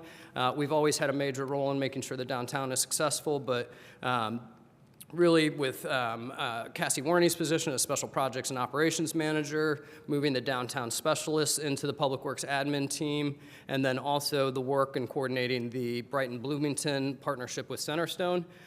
So with our budget request from last year and through in our 2027 budget request, this will allow for 7 days of coverage throughout the downtown in the work that Brighton-Bloomington does. If you're questioning what does Brighton-Bloomington do, they are part of our team that helps maintain and clean the downtown. So I had a really busy weekend again celebrating Pride down on Kirkwood Saturday. Sunday morning, those crews were in Brighton early, making sure Kirkwood was getting back to being that iconic street that we all love to visit. I will also note the 20 downtown special events and the big community gatherings. We just had Taste of Bloomington at the beginning of August, huge, another great successful Taste of Bloomington. But we're doing more and more on a regular basis with special event management and coordination, and we're getting a lot more applications of folks wanting to use the downtown through right-of-way and special event permitting. So a lot of work being done there. Again, some of the big things we're looking at, Operations Center is going to be my biggest focus for the next several years. Continuing to work on investing in our important infrastructure, continuing that kind of public works plus model of working on the downtown, and just this new kind of landscape with budgets and such, always trying to be as efficient and sustainable with what we do as possible. And at that time, I will take your questions. Thank you very much, Mr. Wason. Who has questions? Councilmember Rallo. Could you venture a guess on a price tag for a new facility? I'm sorry, can you repeat that? I didn't hear it all. How much will it cost? Well, that's a $1 million+ that's a $20-some million plus question. It all depends. So we have different, the environment with what was put into place with legislation at the State House and the spending thresholds and things are going to impact the different opportunities we may have there. If we were to build the best facility that would be a 50-year and meet all of our needs on day one, we're looking at a $30 or $40 million project. That's not what we're going to be able to do in this environment. What we really need to do is focus on street and fleet, and that's probably in a $15 to $20 million range is my guess. And that includes site,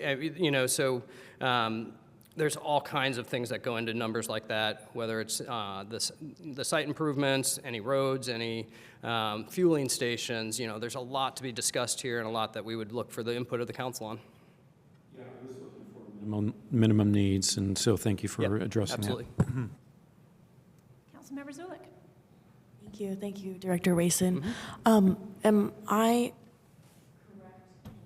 assuming that the street and fleet new facility would be consolidated into one?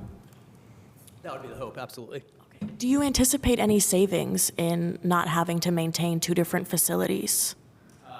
In my mileage alone or beyond? Yes. So one of the big goals with an operations center is that we would look at efficiencies across the different, in a perfect world, we'd be co-locating our admin staff, our street staff, our facilities staff, look for a small boardroom for Board of Public Works meetings. I don't think that's the project we're going to be able to do in this current climate.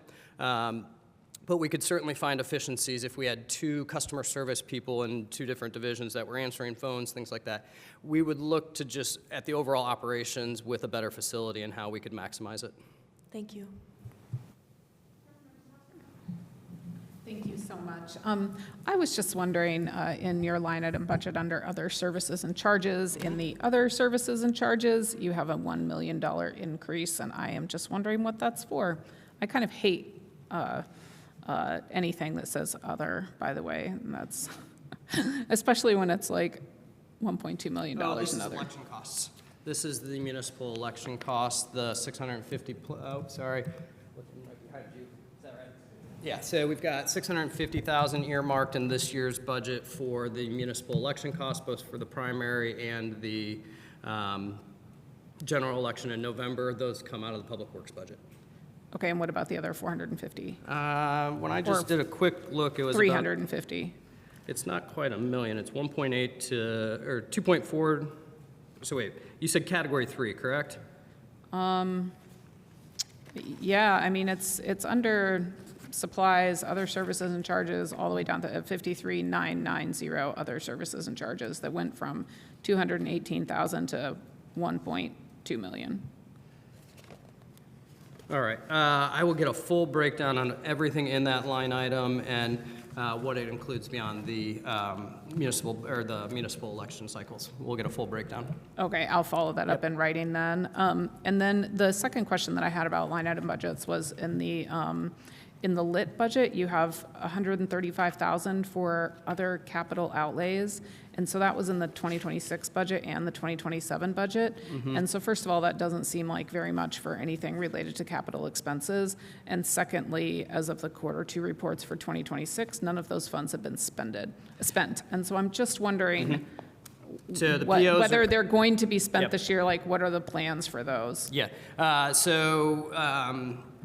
We are currently processing purchases that will be using those lines for the 2026 budget. And this could range from anything from replacing a pool vehicle for all of the city's use. What else were we using on that one this year? Oh, yeah, so also investing in some different types of equipment for our downtown team, whether power washers, cleaning equipment, possible UTV type vehicles. So, but happy to provide some more information on that as well. Okay, so it will be used yet Yes. this year, and it's generally for small equipment for downtown. That generally. What I'll also tell you about big capital purchases and such, sometimes we're monitoring throughout the year on all of our expenditures, and it's whether or not we can fit it in. But yes, this year I think we're moving those POs through the system right now. Okay, thank you. Councilmember Flaherty. Thanks. Just briefly about the operations center. At one point, the mayor came to the utility service board. It was probably a year ago, and mentioned in the context, maybe it was even longer ago, in the context of City of Bloomington Utilities potentially getting a new home, that their facility was one of the avenues for exploration. Is that still on the table at all? Can you tell us more about that? Everything is still on the table right now as far as location. If I could say what I have as a general preference right now, it would be co-locating with CBU down at Winston Thomas into the future, but there's so many moving parts there and figuring all that out. It's possible that if utilities were to move, we could take advantage of the increased space at Miller Drive. Those are all parts of the decision that we need to figure out over the coming months and year. Okay, thank you. Additional questions from council members? I have one. As you know, I'm a fan of the Brighton B-Town program. Is Me that too. paid through Category 3, other services and charges, or where do we see that in the budget sheets? It's in the, that's probably also part, there we go. All right, that's also part of the answer to, sorry, that's probably also part of the answer to Councilmember Strasburg's question. We are moving those from the facilities budget into the Public Works admin budget, so I'm guessing that contract is the remaining amount that I couldn't identify earlier. So yes, that's in the Category 3. How much is that? 385, 350. 350? And is that amount staying the same? Actually, it's a slight reduction. We've modified that contract a little bit to do some more of the administrative work on our end instead of their end, and so it's down a little bit, but we are hoping to get the same number of hours from the staff that participate in that.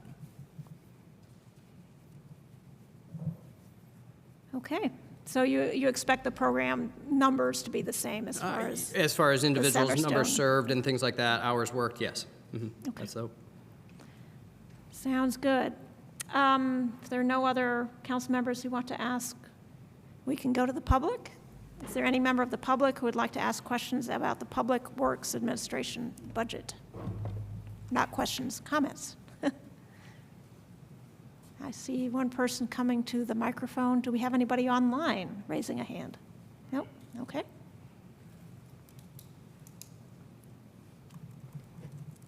Hey, good evening again, Council. Chris Rimsey from the Greater Bloomington Chamber of Commerce.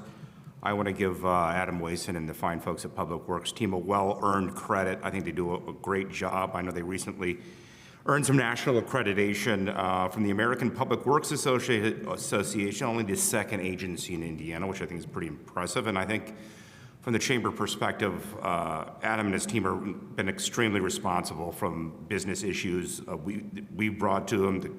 The community survey provides some additional validation of that as well. When the department is performing well and responsive to people it serves, we think it's worth recognizing for sure. And I think I wanted to highlight one other thing on the budget. Public Works Administration is down $102,000 or 3%, while street maintenance goes up $138,000 and sidewalks another $53,000. That's good prioritization in a difficult budget year. Administrative spending down while investment is up is worth noting, and I think this, with the national accreditation, responsiveness to business, and increased investment in core infrastructure while reducing administration budget, that's a good story and one worth recognizing here tonight. Thank you. Thank you. Yes. If you have comments, please step up. You'll have up to 3 minutes. Awesome. Matthew Joseph. I'm actually a therapist at Centerstone, and I think the Brighton Bloomington program is incredible. I've heard amazing stories from clients that are a part of it. Well, I guess one thing in particular, I've also heard that there's a very long wait list of people that are wanting to get into the program. So I guess, obviously, if the need is there on the public works side, it would be nice to see an increase of funding for more clients to be able to access that as a form of either transitional employment or something even longer term. It's just something I would love to see as just a representative for some of the clients that I have in the organization. Thank you. Thank you. Is there anybody who has raised a hand online? No? All right. We'll come back to council members. Did any council members want to comment on the Public Works admin budget?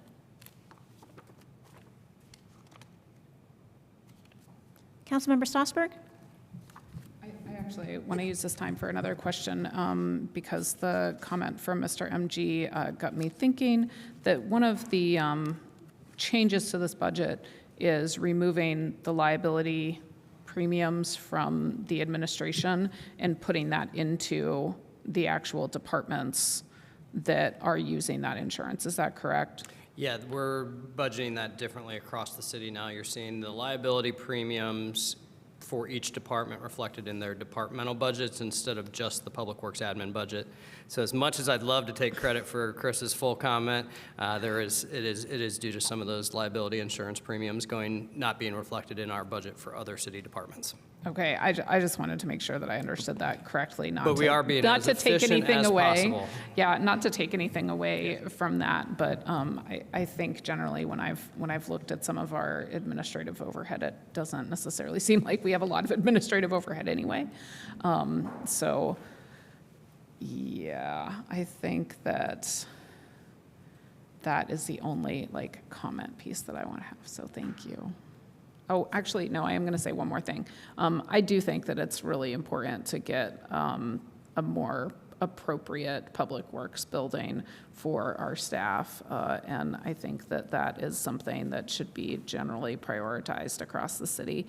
I think that I have heard about that all of the budget years that I have been here, and I've heard about it as a thing that keeps on getting pushed off. And it would be great to not push it off anymore, even though we are in this tight budget kind of space. And one of the things I think that we've tried to do as a city and that I will continue to support doing is prioritizing the people that make the city work. And so part of that is prioritizing the space that they have to work in and the space that they get breaks in and how they collaborate. So thanks. Any other council comments? Councilmember Rosenbarger. Thank you. Hi. This is a quick question. Don't you think, I think in the beginning you said who could predict, but don't you think we kind of could have predicted a national championship win?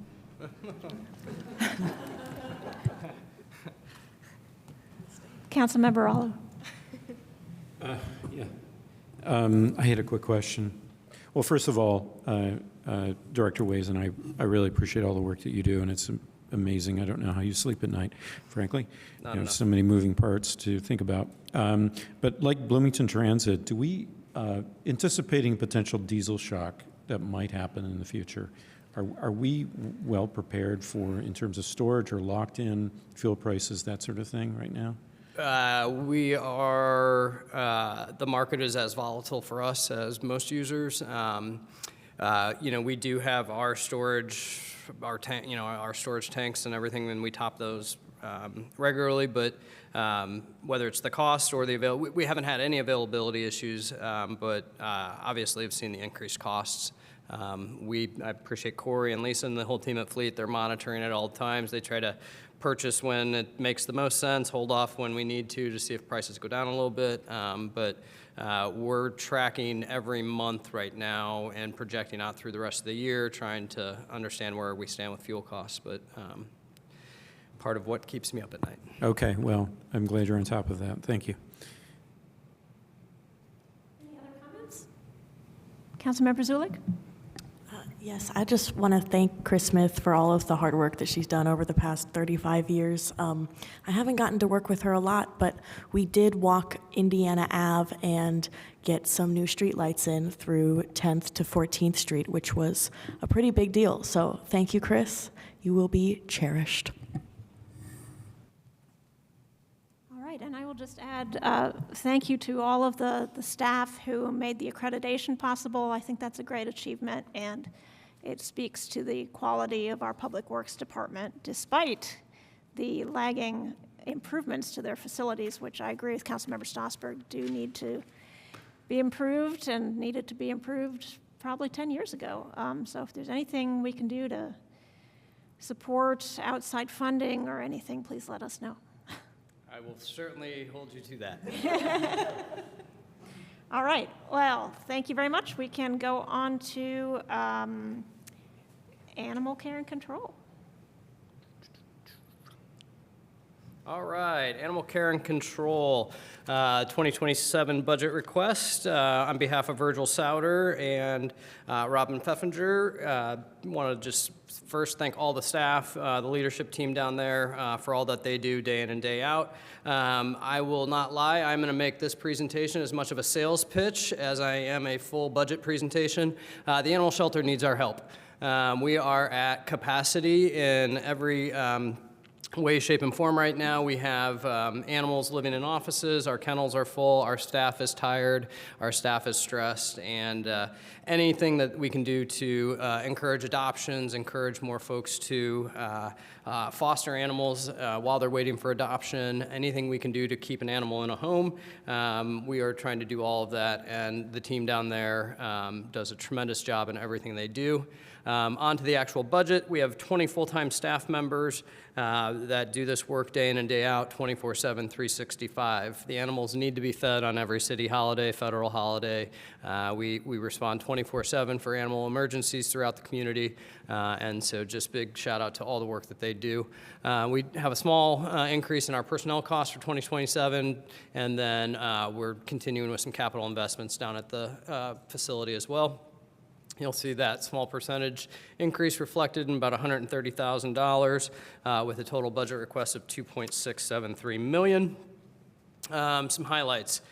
So we've cared for 1,736 animals so far through June of this year. That is 1,736 unique individual animals.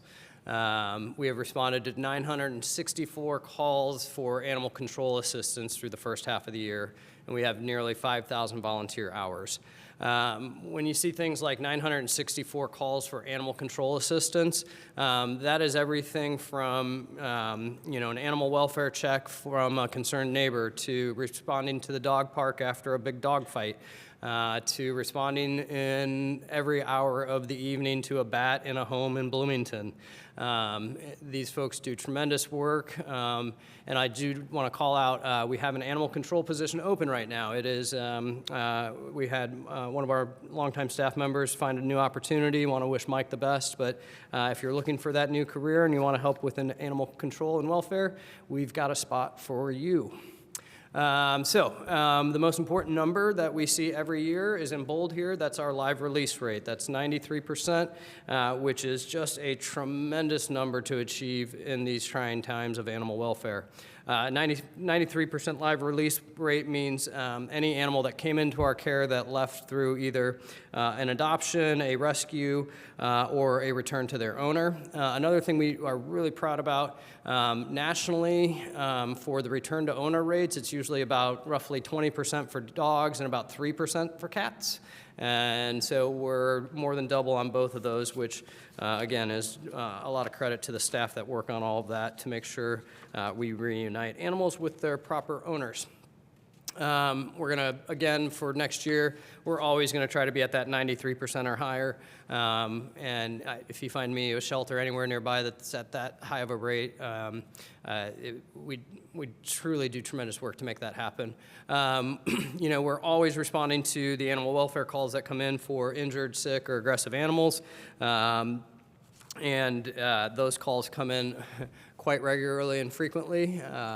We're always trying to increase our volunteer hours. We're on the upturn since the COVID years, and we do have a really great relationship with all of our social service providers out in the community for those individuals that are experiencing homelessness and have animals, and so we're in direct outreach on that on a regular basis. We're always going to try to do this with care in mind and with a human approach, and between Kat, Mike, and Nick, they do just a tremendous job of that. We're always going to be working to manage the shelter in a healthy way for all animals. Some of you may have seen that we had to do some quarantine and closure of the shelter last week. We had one dog that had parvo. Those are things you have to control very quickly. And again, a big shout out to the staff for getting that contained and making sure that didn't have a bigger spread. The fostering program is definitely something that we've been growing, and with Jenny and her work and the volunteers, the number of dogs that we can get into foster care instead of simply being at the shelter, that environment at the shelter is stressful for those animals. So if you can get them into a home while they're waiting adoption and their cute pictures are still on the posters and the website, they're getting that care in a home and getting socialized to be a better opportunity for adoption. So really increasing that. Some challenges and opportunities. We continue to work with our friends in Monroe County government with our interlocal agreement for sheltering services. We work hand in hand with them a lot on cases that may go in and out of city limits, and just appreciate that partnership with all that we do with the animal control officers with the county. The increased amount of animals in our care on a regular basis is having more maintenance impacts on the facility, on the grounds, reseeding, making sure those grounds are kept useful, and trying to reduce the amount of wear or respond to the amount of wear is something the staff's doing on a regular basis. And then, one big thing we talk a lot about is the partnerships that we have with our other animal welfare organizations. So I'd be remiss not to talk about our good relationship with the Monroe County Humane Association. We always had a great relationship with Pets Alive in the past, but all the work that all of the agencies do together is just helping animal welfare across the community. So with that, I'd be happy to take any questions you have, and we'll probably kick most of them back to Virgil as our subject matter expert. All right. Thank you, Director Wason. Are there any questions on the animal care and control budget? Councilmember Stossberg. I'll just quickly ask, you just mentioned you'd always had a good relationship with Pets Alive in the past, and I was wondering if that relationship was still ongoing or if there's something that's changed about it. Yes, and I actually, while Virgil's getting up, I forgot to mention some of the other agencies that were in my notes. PERS and PAWS, Feral Cat Friends, Wild Care, Bloomington PAWS, Veterinary Hospital, and our BPD officers too. So, but Virgil. Virgil Souter, Director of Animal Care Control. Our relationship with Pets Alive is ongoing. They've had some changes in what they've been able to take from the shelter, so we've expanded elsewhere for a lot of our spay and neuter services as well. So we've added some others as well, continue that relationship. Okay, thank you. Councilmember Rollo? Yes, I have a question for Director Souter. This is the perennial question, Director Souter, that you probably anticipate that I always ask, and I realize you have a lot on your plate and your team does outstanding work. I can't imagine how difficult it must be sometimes. But this perennial topic, of course, is deer, and because it's an animal, it happens to land in your domain. And I've gotten a lot of contact lately In fact, just today I was talking to a constituent who not only has an alpha-gal infection, therefore can't eat meat because of a tick bite, but also his sister has Lyme disease that she apparently derived, he said, in his yard. So there's a very strong correlation between deer number and ticks. I spoke to DNR recently. I spoke to Tim Carter at Ball State. And I think one question I have is, there was a recent DNR count in Bloomington of deer, albeit very limited, in a green space area. And so I just want to ask about that. I've asked the DNR for a report. And then the second thing is Professor Carter at Ball State recommended that just at bare minimum, we expand that analysis. In other words, do a larger scale count just to see in terms of its impact, understanding impact in context and that sort of thing. And Joe Caudell at DNR said the time is ripe to do that, turns out, this season potentially. So my question is, what do you think about doing a count just for a baseline to understand the extent of the deer population in Bloomington, perhaps where it is most prevalent? Yeah, so as far as doing a count, I think it's worthwhile. As far as our organization, our division having the time to organize that, that's where it gets a little tricky with all that we do. We did partner with and work with DNR this spring to do kind of some of that general counts, and I'm getting some of the final stuff still from them, but I believe the rough figure that they had was about 90 deer per square mile, somewhere around there. So that's kind of a beginning idea. And if I get more, I will definitely pass it on. I think this could happen without really much of a cost at all. In fact, maybe just our corporation, if we were to do this kind of scaling effort. So I'd like to talk to you more about that and the administration, because I think it's an opportunity that is present for us. Thanks. Other Councilmember questions? Councilmember Ruff? There's a local news and information publication they have online. It's called the B Square Bulletin or something, and they often mention pets up for adoption. And is that been a productive relationship? We appreciate everything that media outlet puts out there in support of adoptions, and appreciate it. I think it's a competition between the officers at the fire department, police department, and the work of Mr. Askins on who has had the most impact, though. Thank you. You're welcome. Other questions from council members? All right, seeing none, we'll go to the public. Is there any member of the public who would like to comment on the animal care and control budget proposal? I do not see anybody in council chambers. Mr. Allen, nobody online? Okay. We'll come back to council members for any final comments. Councilmember Rollo? Thank you. Just to, again, say how much I appreciate this department and their good work. Unfortunately, you know, it is an ever-present problem, what I referred to. It's got an impact on human health. It's got an impact on food gardens. It's, you know, we have car-deer collisions that occur, and now, but it's not an easy, there's no easy remedy for it. And so I think that this could be useful information if we were to pursue this relationship with the DNR to deploy their drones with thermal imaging to get an accurate count. That would at least give us the context of what we have on the ground. In terms of addressing the problem, that's much more difficult. Apparently, I found there haven't been any major advances in sterilization or birth control and so forth. The most effective means is sterilization. That is probably cost prohibitive in the current fiscal climate. So it's left to us, I think, to think about mitigation strategies. And it was brought up by somebody else who has trouble growing a food garden that perhaps we need to revisit fence heights in the community. And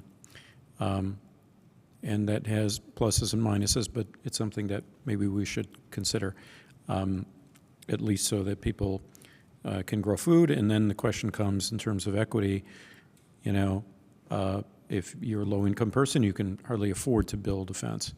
And so maybe we ought to try to find funds for people who want to grow food in their backyards but are unable to because of the high deer abundance. Lots to talk about. Anyway, I just wanted to put that in the context why I'm concerned. Certainly human health is one, but there are others. Thank you. Any other council members want to make a comment? Councilmember Stossberg? Thank you. I just also, I guess, want to spend 3 minutes giving a plug to Animal Shelter, our Bloomington Animal Shelter, but also all of the animal shelters in our general area, because it's not just the Bloomington shelter that is overcrowded and having some challenges, you can say, finding space for all of the pets that they need to find space for. They're all overcrowded in this whole area. And I am quite an animal lover. I've got 4 cats and 1 dog. 2 of my cats came from the Bloomington shelter. One of the cats and the dog came from a different neighboring shelter, and one of our cats I kept out of the shelter by keeping a stray. And I have been very tempted by more pets because there have been, it is a real challenge in this whole region because there are so many. And to that end, I actually signed up to be a pet foster last week, and I'm very much looking forward to having my first foster. And the parvo outbreak has kind of delayed that a little bit because before I can bring another dog home, we got to make sure the dog is cat tested. And so there's been some so I am looking forward to that. And all that to say that, you know, if I already have 4 cats and a dog, then you could also be a foster, even if you already have pets, because it is thoroughly possible, and they will work with everybody. And I chatted with somebody this week, and it was a very wonderful, positive encounter around trying to make sure that a temporary dog coming into our house would not upset the apple cart of the pets that we have currently. So that is on everybody's mind, and I wish that I could babble on here for another minute, but adopt, don't shop, spay and neuter your pets, take good care of them. And similarly, there are other resources that the animal shelter has. They recently installed a chip scanner outside of their facility so that if you find a lost pet, you can go to the facility and scan it yourself, even if it's after hours, and there are instructions and all of the things, and that will help reunify pets sooner. Speaking of chips, if you have a pet that is not chipped, maybe you should chip it because it's actually pretty inexpensive to chip your pet, and lots of places do it. And I don't think I can babble for another 30 seconds, but thank you very much. Thank you. Any other comments? Just a reminder to everybody that just because we have 3 minutes doesn't mean we have to take 3 minutes. But those were all good points. Not to take anything away from those wise counsels.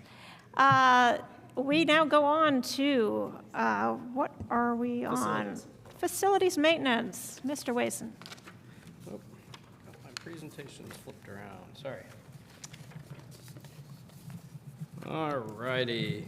Facilities Maintenance Division. So on behalf of J.D. Boroff, our Facilities Director, Nick Spagnola, our Asset and Operations Manager, and Russell Flake and Barry Wallach, we have a small but mighty crew that is responsible for maintaining 28 city buildings. Small staff, but lots of responsibility across all the city. There is a big reduction in their budget this year from transferring over funds to the admin division, as well as a couple other reductions, making up a total budget request of $1.5 million, which is $526,000 less than last year. Some of the big things that we've been working on, JD and his team are partners to all city departments that are not Parks and Rec. So we work with the police department, we work with the fire department on all of their facilities. JD's been spending a lot of time working with the fire department on their new training and logistics center. That started last year. And so in addition to working with all those other city departments on their facilities needs, JD and his team are also helping manage RDC-owned properties like West Showers, the College Square property on 2nd or 3rd and College, and such. So a growing inventory of facilities they're responsible for. Most importantly, possibly tonight, the repairs to the City Hall Plaza fountain are underway. We are waiting for a part that has been lost in transit to get the City Hall Plaza fountain running again. There is nothing more than I want to do than make happy those young children on Saturday mornings that want to play in the fountain. This is a big deal, guys. I don't know how much you know, but we get a lot of calls about that fountain. So we're really working to get that old fountain repaired. We're also working with several city departments on all things West Showers, looking at that space in that part of the building for future possibilities, what needs to happen to it from a systems perspective, what investments need to be made, and what could that possibly look like in the future. There are no set concrete plans. It's all just trying to understand needs and investments that need to happen there as well. Our number one goal is always to have safe functioning facilities for all of our staff to operate out of. As we talked about with the operations center, having a modern work environment for staff is a high priority for us across the board at all of our city departments. We are also, working on all things to improve our buildings, whether it's the structural and mechanical integrity, but also working on energy efficiency and sustainability projects. So all of the lighting upgrades that we partnered with ESD on in City Hall last year to do the dimming lights and the new energy efficiency lighting, we're always making that a goal in anything we do with the facilities division. This year and in 2026, you've seen a lot of changes to City Hall. The old wallpaper is down. We've got new fresh paint. We've been doing carpet replacements, furniture replacements. You got to freshen up every 20 years or so. And big kudos to JD and his team for managing those contracts to really improve the appearance here of City Hall and for the next 20, 40, 50 years of use of this as a city building. One of the big things that JD and his team do help with too, though, is they help manage some of our contracts for snow removal, primarily around city facilities or city-owned properties, and that is something that last year showed to be much needed, and we're going to continue with that again this year. We had roughly $69,000 spent last year on snow control out of this budget alone, and so that'll also continue into 2027 with the facilities team's effort on that as well. What is our big focus for next year?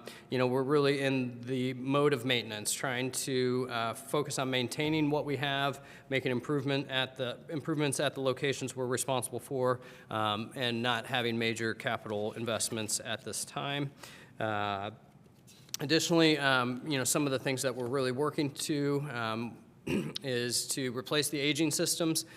For many years, several of you probably heard me talk about the heat pumps in City Hall and the software systems that we use to manage all of our different HVAC controls throughout the building. So continuing to invest in that modernization.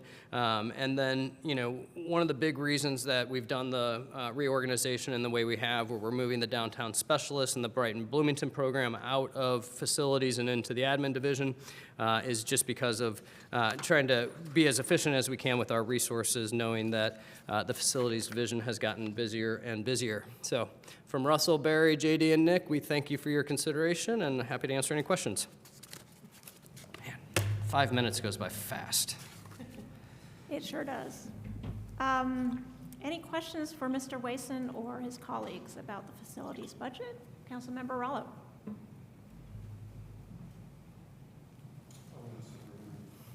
No, I don't. Thank you.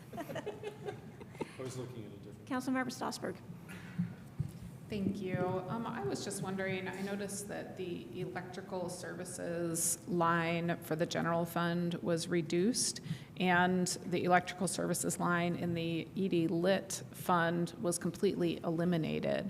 So I guess I'm wondering whether electrical charges are really down that much, or like what? I'm kind of hoping you're going to say, yeah, they're really down that much because of all the sustainability improvements. I'm going to rely on my friend, Controller McKim, and then I'm going to check with JD and Nate. Yeah, Jeff McKim, and I don't have the details in front of me, and JD may have some other ideas also, but I know that we did discover that there was some double budgeting for electrical services between the Redevelopment Commission, who owns the building right now, and the and facilities, and so we'd rather have it paid out of the Redevelopment Commission's revenue rather than the general fund. So I don't know if that's is that the correct? Okay. Great, thank you. Any other questions? Councilmember Zulik. Thank you. Director Wason, I remember we've had a couple conversations about potential options for clearing snow from sidewalks in the future. Do you have any updates on that? Specifically what? Well, I know that that was a big pain point in previous snowstorms, and I know that Public Works was just evaluating alternatives to getting especially major arteries cleared. Yeah, so in our street division budget that we presented last week, it does include funding for private contracting of public rights-of-way that are not adjacent to city facilities, but that's in the street division budget. The main thing in the facilities budget for snow control is adjacent to city properties that we own or maintain. So we're going to continue doing that. And then with the street division's budgets for focusing on what we call the high-priority pedestrian network. I think we're going to continue to focus on the South Walnut Corridor, as well as we focus on the overpasses over I-69 at 2nd Street and 3rd Street that are NDOT rights-of-way, but they don't do any pedestrian snow removal on, trying to keep those east-west corridors open as best as possible. It's a challenge, just like South Walnut's a challenge. Those are monolithic, so if the snow continues over multiple days, the plows are going to continue to push it up. I think last year during our big snow event, we went out to those locations on 3 different occasions trying to do snow removal. So we're going to keep after it, but as you all know, the bulk of that responsibility is on private property owners to clear their pedestrian rights-of-way adjacent to their properties. So that's got to be our focus, is to help to continue encouraging that, and then we'll do what we can with the high-priority network. Great, thank you so much. Absolutely. And thank you for the explanation. That was very easy to follow. Any additional questions? Well, of course, I have one. Mr. Wason, you and I had spoken on the phone about the resolution passed by the Bloomington Commission on Sustainability and Resilience against the use of rodenticides that are, the rats eat the poison, then they struggle around for a few days and can infect the environment and any raptors who might eat them, or any other, interactions with nature that have ripple effects, negative effects on the community and on our environment. Have you had a chance to investigate any alternatives to using rodenticides? So we have reached out to Economy Pest Control. They are researching some opportunities that we might be able to consider. Just to clarify, we've used the rodenticide for rodent control in only 2 facilities. That's the sanitation garage and the fleet maintenance garage, where sanitation trucks are often being worked on. So it's not a widespread use of it across the city or anything like that. It's really specific to 2 locations. We do understand, we've been able to read or understand the information that the Commission on Sustainability and Resilience has provided and the effects that it can have, the secondary or other effects that it can have. And so we're still researching what opportunities we may have to control the rodent populations in those locations and not, and meeting that resolution. But we don't have final answers yet. Okay, well, I appreciate the effort in looking The into big, it. and I don't want to be too graphic, or, the option is, so what the Commission on Sustainability and Resilience does not want used are sticky traps. Those are very inhumane, or, those are really not great, or the rodenticides. The manual traps and things aren't exactly practical for a location like sanitation or fleet, where the amount of service those might need would be great. Understood. Any other questions? All right, seeing none, we will go to the public. Is there any member of the public who would like to comment on the budget proposal from facilities maintenance? I don't see anybody in chambers. What about online? Okay. All right, we'll come back to council members. Are there any final comments on this budget proposal? Seeing none, we shall move on to fleet maintenance. Fleet maintenance. All righty, continuing the Public Works party. Corey Snyder, Fleet Director, and the team at Fleet Maintenance is doing tremendous work keeping the city operating 24/7 and all the things we do across all service delivery departments. Fleet maintenance is as challenging as it's probably ever been. From the perspective of costs and parts availability. But one thing that has been great is we are fully staffed down there right now with what is for all of the budgeted positions. Do want to say thank you to the mayor's office and to the council. The new contract for AFSCME has made it much easier to try to retain and bring in new fleet technicians. So thank you to all the folks that worked on that. The fleet division has 8 dedicated bays and 2 large equipment drive-through bays. This is the picture looking from east to west of our main entrance to the fleet garage. In a perfect world, we would have probably double that number of bays. We would have better equipment to service in those bays, and that is also a big reason why an operations center is so desperately needed.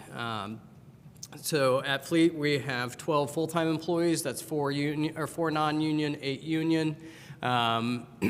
And we do have an increase in their budget that we'll talk about in more detail as we go on. But some of the biggest challenges we're having, fuel prices, volatile fuel markets. So it's one thing to have the increased fuel prices for the petroleum or for the gas and diesel we're putting in our vehicles, but the increased petroleum prices, gas prices have that ripple effect of every delivery, all costs are up because fuel costs are up. So that's both for parts and supplies on top of just the increased fuel costs. And I've already talked a lot about the operations center, so I won't harp on that anymore. Overall total request, $4.885 million, and that's about an 8% increase, mostly on the Category 1 side of things. So our 2026 highlights, thanks to the City Council, this year we added the Service and Capital Coordinator position.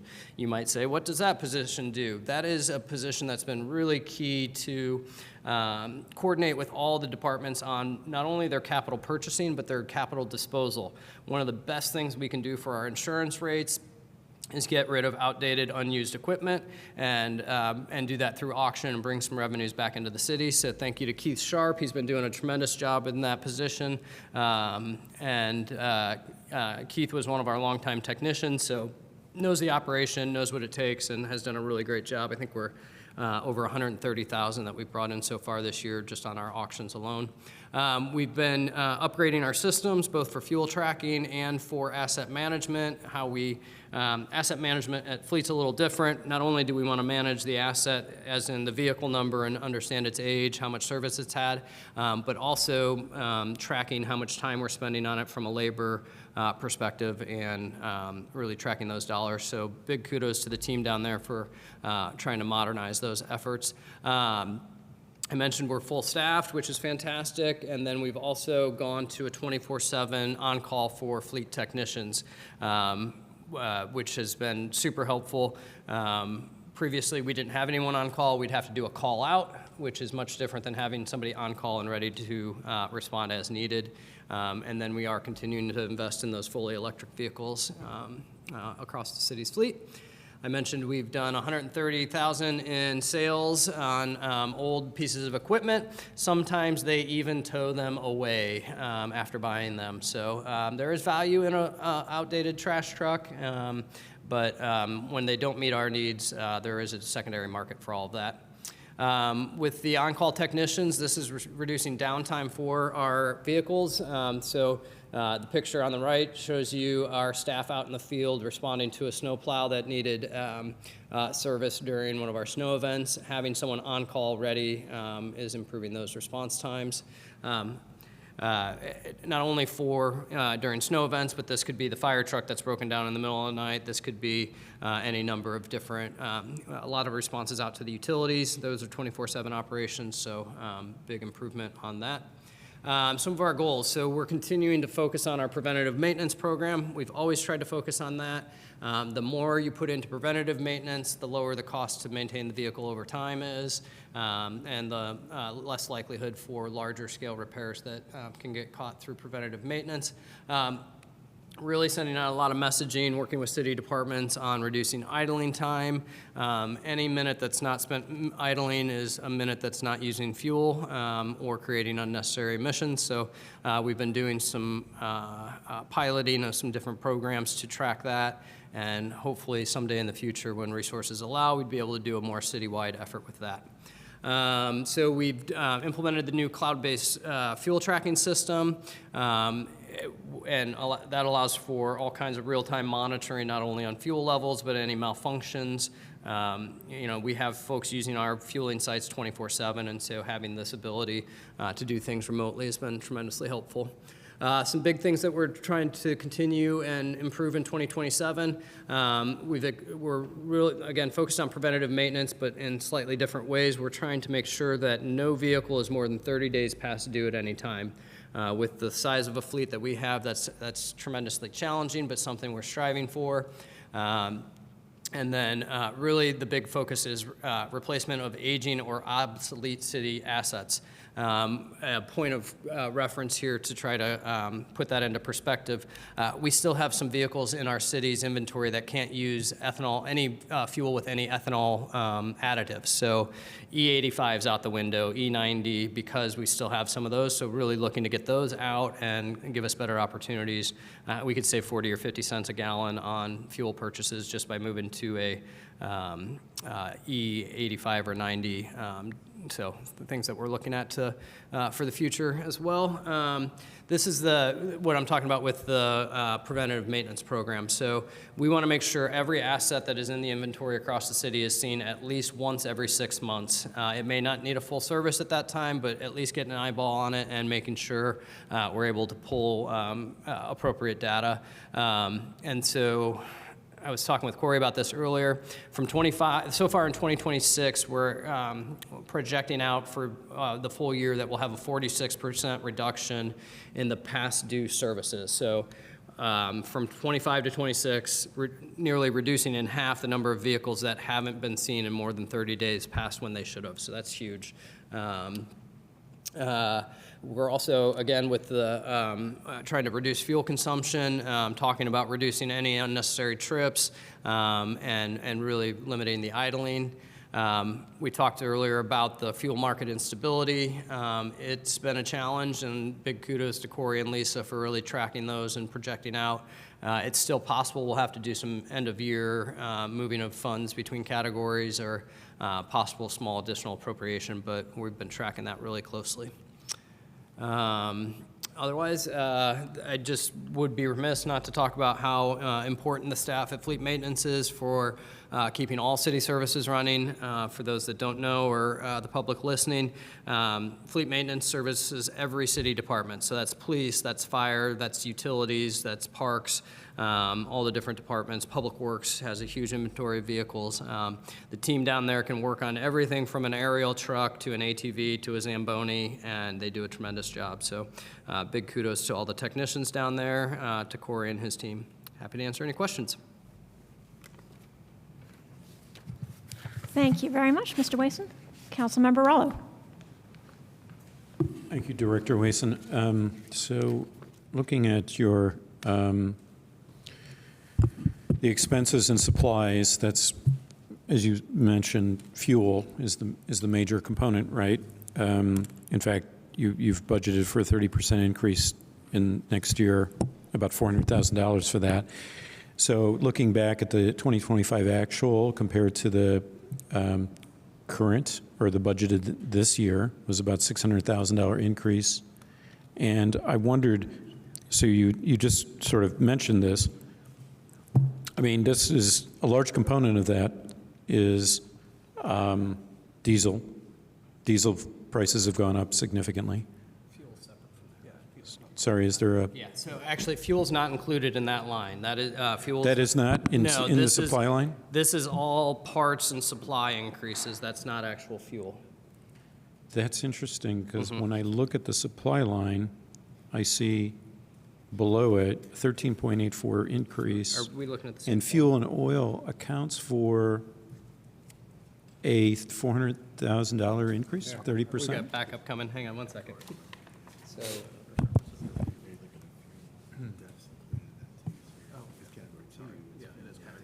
So I'm referring to page 189? Yes, no, you are correct. That line does include the fuel. It also includes all parts and supplies as well. Okay, so parts and supplies is under the fuel and oil category. Is that correct? The entire 200 category includes all parts and supplies and fuel. Did I say that correct? Yes. Okay, so I guess my question was, are we on track to spend everything we budgeted for in terms of fuel for this year, or are we going to have another appropriation? Yes, that's what I was that? referring to. We're tracking right now that we're hoping to continue on some fuel savings, but it's possible we'll have to do some shifting of funds within the lines at the end of the year, or possible small additional appropriation. But we're just finishing out our kind of third quarter projections right now. Okay. Well, give or take other supplies, it looks like you're budgeting for less cost in fuel next year, 2027, than you did in 2026. Is that correct? No, that wouldn't be correct. We would be right about where we are this year and projecting out fuel. About the same? About the same. About the same. Okay, all right, that's good clarity. Well, my time's almost up, so that gives me an idea. We'll get you some more detail on those budget lines as well, on the specific numbers, on the line items. Yeah, it's very unpredictable, as you said, because inventories are tight. Thank you. Other council member questions? Seeing none, we will go to the public. Is there any member of the public who would like to comment on the proposed budget for fleet maintenance? Don't see anybody here in chambers. Is there anybody online? Okay. All right, we'll come back to council members. Does anybody want to give some final comments on fleet maintenance? Councilmember Stossberg. I guess I'll just give a quick comment and say that I appreciate the no idling that you're trying to implement, because not only is it a fuel saver, but it also, idling really adds up in terms of air pollutants. So just for everybody out there who generally idles, idling is really not great for our air quality. And similarly, that's something that I first started noticing when I was in school pickup lines. So if you're hanging out in the school pickup line waiting to get your kid idling, maybe consider rolling down your windows and turning off your car. Thanks. Any other comments? Councilmember Rallo. Well, just by the nature of my questions, clearly I'm concerned about a supply shock if we encounter one. And it sounds like your crew is very much aware of that and preparing to buffer costs where they could and budget this a very unpredictable market and into your needs. Thank you. All right, I think we can move on then to sanitation, which will be our last Public Works presentation tonight. Well, we won't turn down the lights yet, but it is last call for Public Works budgets this evening. We are on our 2027 budget request for the Sanitation Division. And just, again, want to start with a big thank you to Lazarus Sears, Director of Sanitation, Bria Carter, our office manager, the entire team of operators and laborers that do the daily work that is the City of Bloomington Sanitation Division. So this is also a 7-day-a-week operation. We're running our main routes Monday through Thursday, and then doing our Wednesday through Sunday weekend routes as well. So not only are we servicing single-family households of 4 units or less, we're servicing all city properties. So your police station, your fire stations, your parks facilities, all of those are being serviced by sanitation staff and are included as part of this budget as well. So 22 full-time staff and 1 permanent part-time staff member make up the staffing for the sanitation division. You're seeing about a $60,000 increase in their overall budget request, mainly for Category 1. Some of the things that we've been really focused on in 26 and going into 27 is we've, for some of you that have been on council for many years, we have not had much luck finding a successful vendor in helping us with our route management and overall tracking of household participation rates for sanitation, something we're continuing to look at into the future. You know, it's not, I don't think, a surprise to anyone in this room or anyone that's on the financial subcommittee of the council. We need to look at sanitation rates. Our amount of general fund support to sanitation is continuing to increase. And so looking at coming back to the council yet in 2026 here with a discussion about sanitation rates, and then always continuing to talk about how we want to increase our diversion rates from landfill to recycling, et cetera. Again, almost stable budget here, one of our more stable budgets overall, but $4.066 million in total requests, which is a 1.5% increase from 2026. So some of the highlights for 2026, we're in the process of completing a much needed improvement for a break room for the staff down there. We did put 1 new truck into service so far this year. Our yard waste program has been super successful. We're at 517 tons of yard waste we've picked up so far this year. And we're continuing to focus on the safe work environment with our modernized collection system since 2017. We are doing community outreach. We do a couple different school visits every year. We participate in the neighborhood cleanups that Housing and Neighborhood Development puts on each year. And then a big focus, and if you've been around town at all in the last few days, is our coordinated effort with rental properties, rental property owners, and the residents that lease those that need to be educated on our sanitation program and collection services. In terms of for next year and the priorities we have, you know, we're at about a 28% diversion rate currently this year. We want to get that up back closer to 30 or 35%, and continue working with all staff on the climate action plan in terms of how that impacts our sanitation division. So I talked about our software solutions. Our yard waste program is currently using an in-house software solution that we worked with our ITS department on. So big shout out to them for their assistance in getting that up and running. We're really focused on our account management and routing. So doing regular audits of not only our billing and cart sizes per address, but also looking at how we can make efficiencies through improved routing and such. And so, every time we can shave off a mile or two from a route is less wear and tear on the vehicles, the tires, or the amount of fuel that they're using. We talked about the sanitation rates, so, working with the council to determine an appropriate way to lower that amount of general fund support over time, and a big effort a big conversation that'll have to involve the council, the community, and all of our stakeholders. Right now, we're servicing about 14,000 units on a daily basis throughout the week. We're doing 4 routes.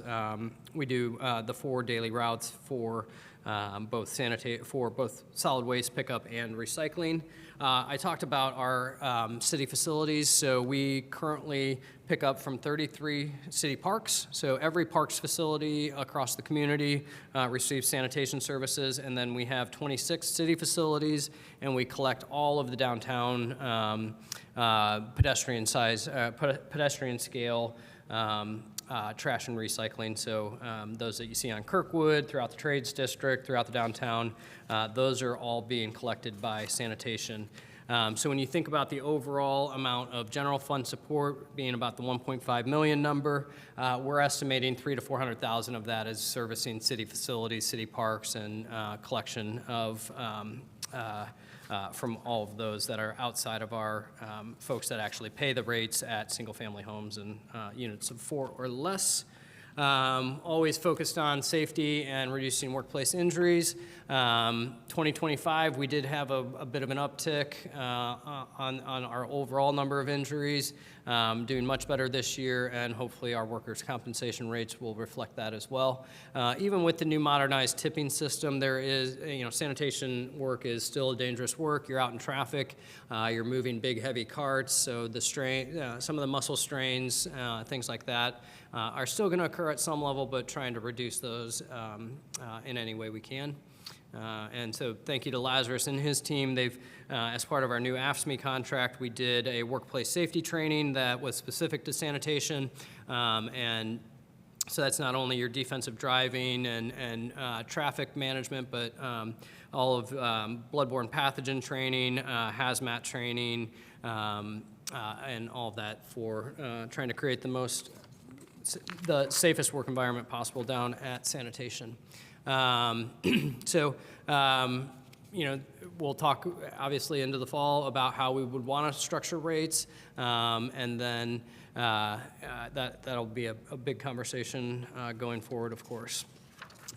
So just wanted to show you some collection totals. Year to date, we are right on track to be at about a comparable tonnage for trash collection, and it looks like we'll be right around the same amount on recycling tonnages as well. So busy times at sanitation right now. For anyone that has been driving around the community, you're seeing those large piles of cardboard boxes and all of the move-in volume, and big shout out to Lazarus and his team.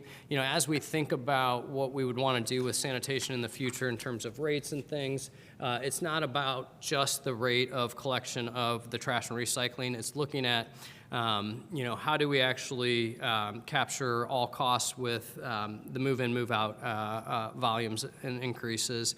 How do we want to look at yard waste and the programs generally? So it won't just be a rate structure for the carts, but thinking about the whole program entirely from large item and extra collections as well. With that, happy to answer any questions and appreciate your consideration for not only the sanitation budget, but all 5 of the budgets presented tonight on behalf of Public Works. Thank you, Director Wason. No questions? Thank you. Oh. What? Sorry, I thought you said no questions. I know you're eager to go home, but we might just have a few. Councilmember Ralu. I don't think these are tough questions. I'm really amazed at the consistency of the collection totals year by year. That's amazing.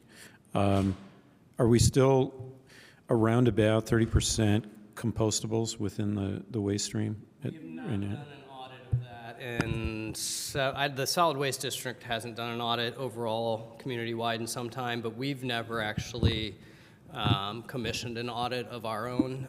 We relied on some of that data, so maybe something to consider in the future, but I'm guessing that percentage hasn't changed much. Okay, thank you. Other questions? Councilmember Stossberg. Thank you. When do you think you're going to be bringing forth that proposal to the fiscal committee about rate increases? We will work with the council scheduling committee, but hopefully, what's that? In the next 30 to 60 days, hopefully. Okay, so very soon. Great. And do you happen to have any data? You mentioned the goal of 30% recycling diversion. Do you know how we've been doing with that in terms of percentage? So if this year was like 28%? We've been as high as, I think, 42% in years past and as low as 25. What we'll do is we'll put a full link, a full response in the written comments with our historical data from the Be Clear portal, but it's ranged. It's gone up and down a bit over the years. So there's not consistency around like that? I would say pretty consistent between the high 20% to the mid to high 30%, but I recall one year I think we were up to almost 40 or 42, but we'll get those specific data points. Yeah, I'll make sure to follow up with that in writing too. And then I guess the other thing that I noticed was the sanitation fund transfer is actually out of ED Lit this year and not out of the general fund, and perhaps the controller can speak to that switch. Yeah, I mean, that is true. Overall, I think one of the things I mentioned last Monday was that we were trying to kind of balance out the large deficit in the general fund versus the surplus in the ED Lit fund, and just kind of balance out the usage. And so one of the things we did is we moved a lot of the transfers, so the transfer to alternative transportation, to Jack Hopkins, and to sanitation. We took them out of the ED Lit fund rather than the general fund. They're essentially equivalent from the perspective of statutory uses. But yeah, the idea was just to kind of balance out the deficit versus surplus. Okay, thanks. Any other questions? I have a question. Who in sanitation does the community outreach to try to increase recycling rates? Do they have a specific staff person who does that, or they partner with people? Mr. Lazarus here. So Lazarus and Rhea will coordinate those events with the specific schools, and Lazarus himself and a couple staff members will go out, just our regular staff, but we don't have a position similar to what the solid waste district does that is specific to it. It's bare bones at sanitation. Is there any partnerships with the waste reduction district on community outreach to try to increase recycling, or? We do our small part, but they really do the bulk of it community-wide. And I know Lazarus is regularly in touch with Tom and the team at the district on different things, but something we could probably improve our coordination on. Okay, yeah, it'd be great to make sure that you're not duplicating efforts or anything. Yeah. And then I was trying to think of what this program was called, but maybe it was pre-pandemic. There used to be a program where in May, like the students who were leaving and they were, they just... Hoosier to Hoosier. Hoosier to Hoosier. They didn't want to take their couches and their coffee makers, and so they left them. And then there was a sale in August for new students who needed stuff.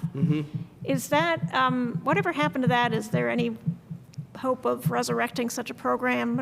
I can't recall. So that was all run through ESD. Oh, right. That started with Jackie Bauer, when Jackie Bauer was here, where we partnered with campus.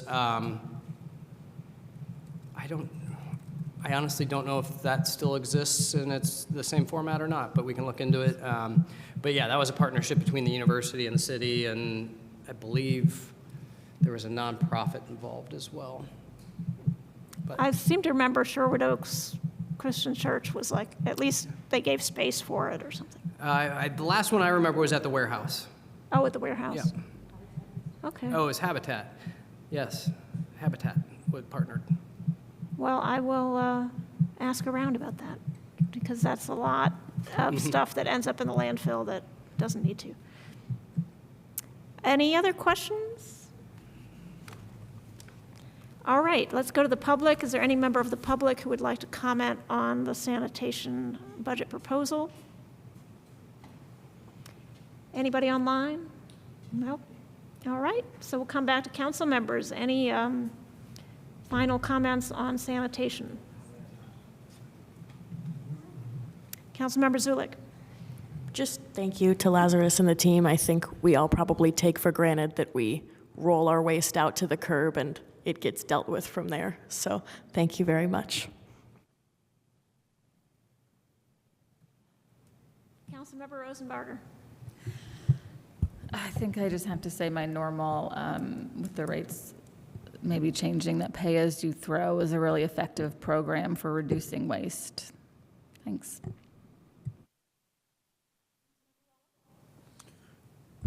Compostables.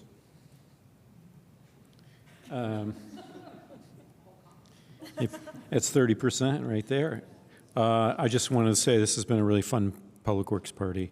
Enjoyed it. And I want to thank your whole team for providing the services, core services for the community and maintaining the infrastructure that everybody relies on. It's incredibly important. Really appreciate it. Thank you.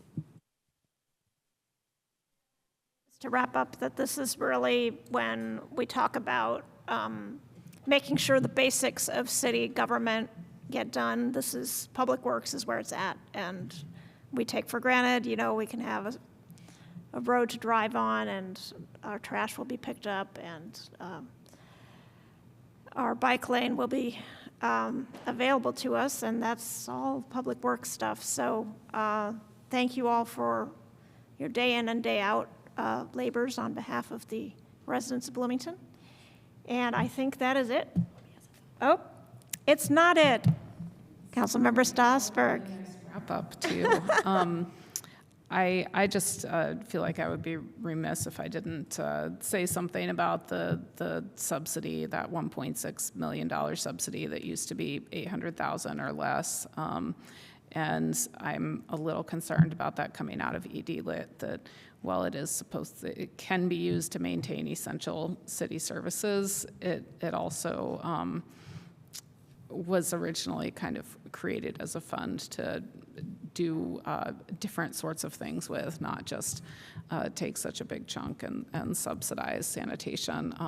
And it's totally probably not popular to say right now, but we really do need to increase sanitation rates so it's closer to, you know, so as somebody who pays for that service, it is closer to what it actually costs for that service. And I'm looking forward to hearing more about that in the fiscal committee meeting in the next couple of months. And I also really appreciate that Director Wason split out that rate of how much of how much of the sanitation budget goes toward picking up from those public spaces, the parks and things like that, that $300,000 to $400,000, because that's a super useful number to think about in terms of, you know, what are we as a city going to subsidize around trash pickup for. So that's my closing comment, and I'll also thank everybody for all the things that they do in this whole Public Works Department, because Councilmember Piedmont Smith is absolutely right, and Councilmember Zulik as well, that a lot of that stuff is, you know, the things that you do are things that we often take for granted, partly maybe because we don't see you doing them so much because you're out there so early in the morning. Thank you very much. And with that, we are adjourned.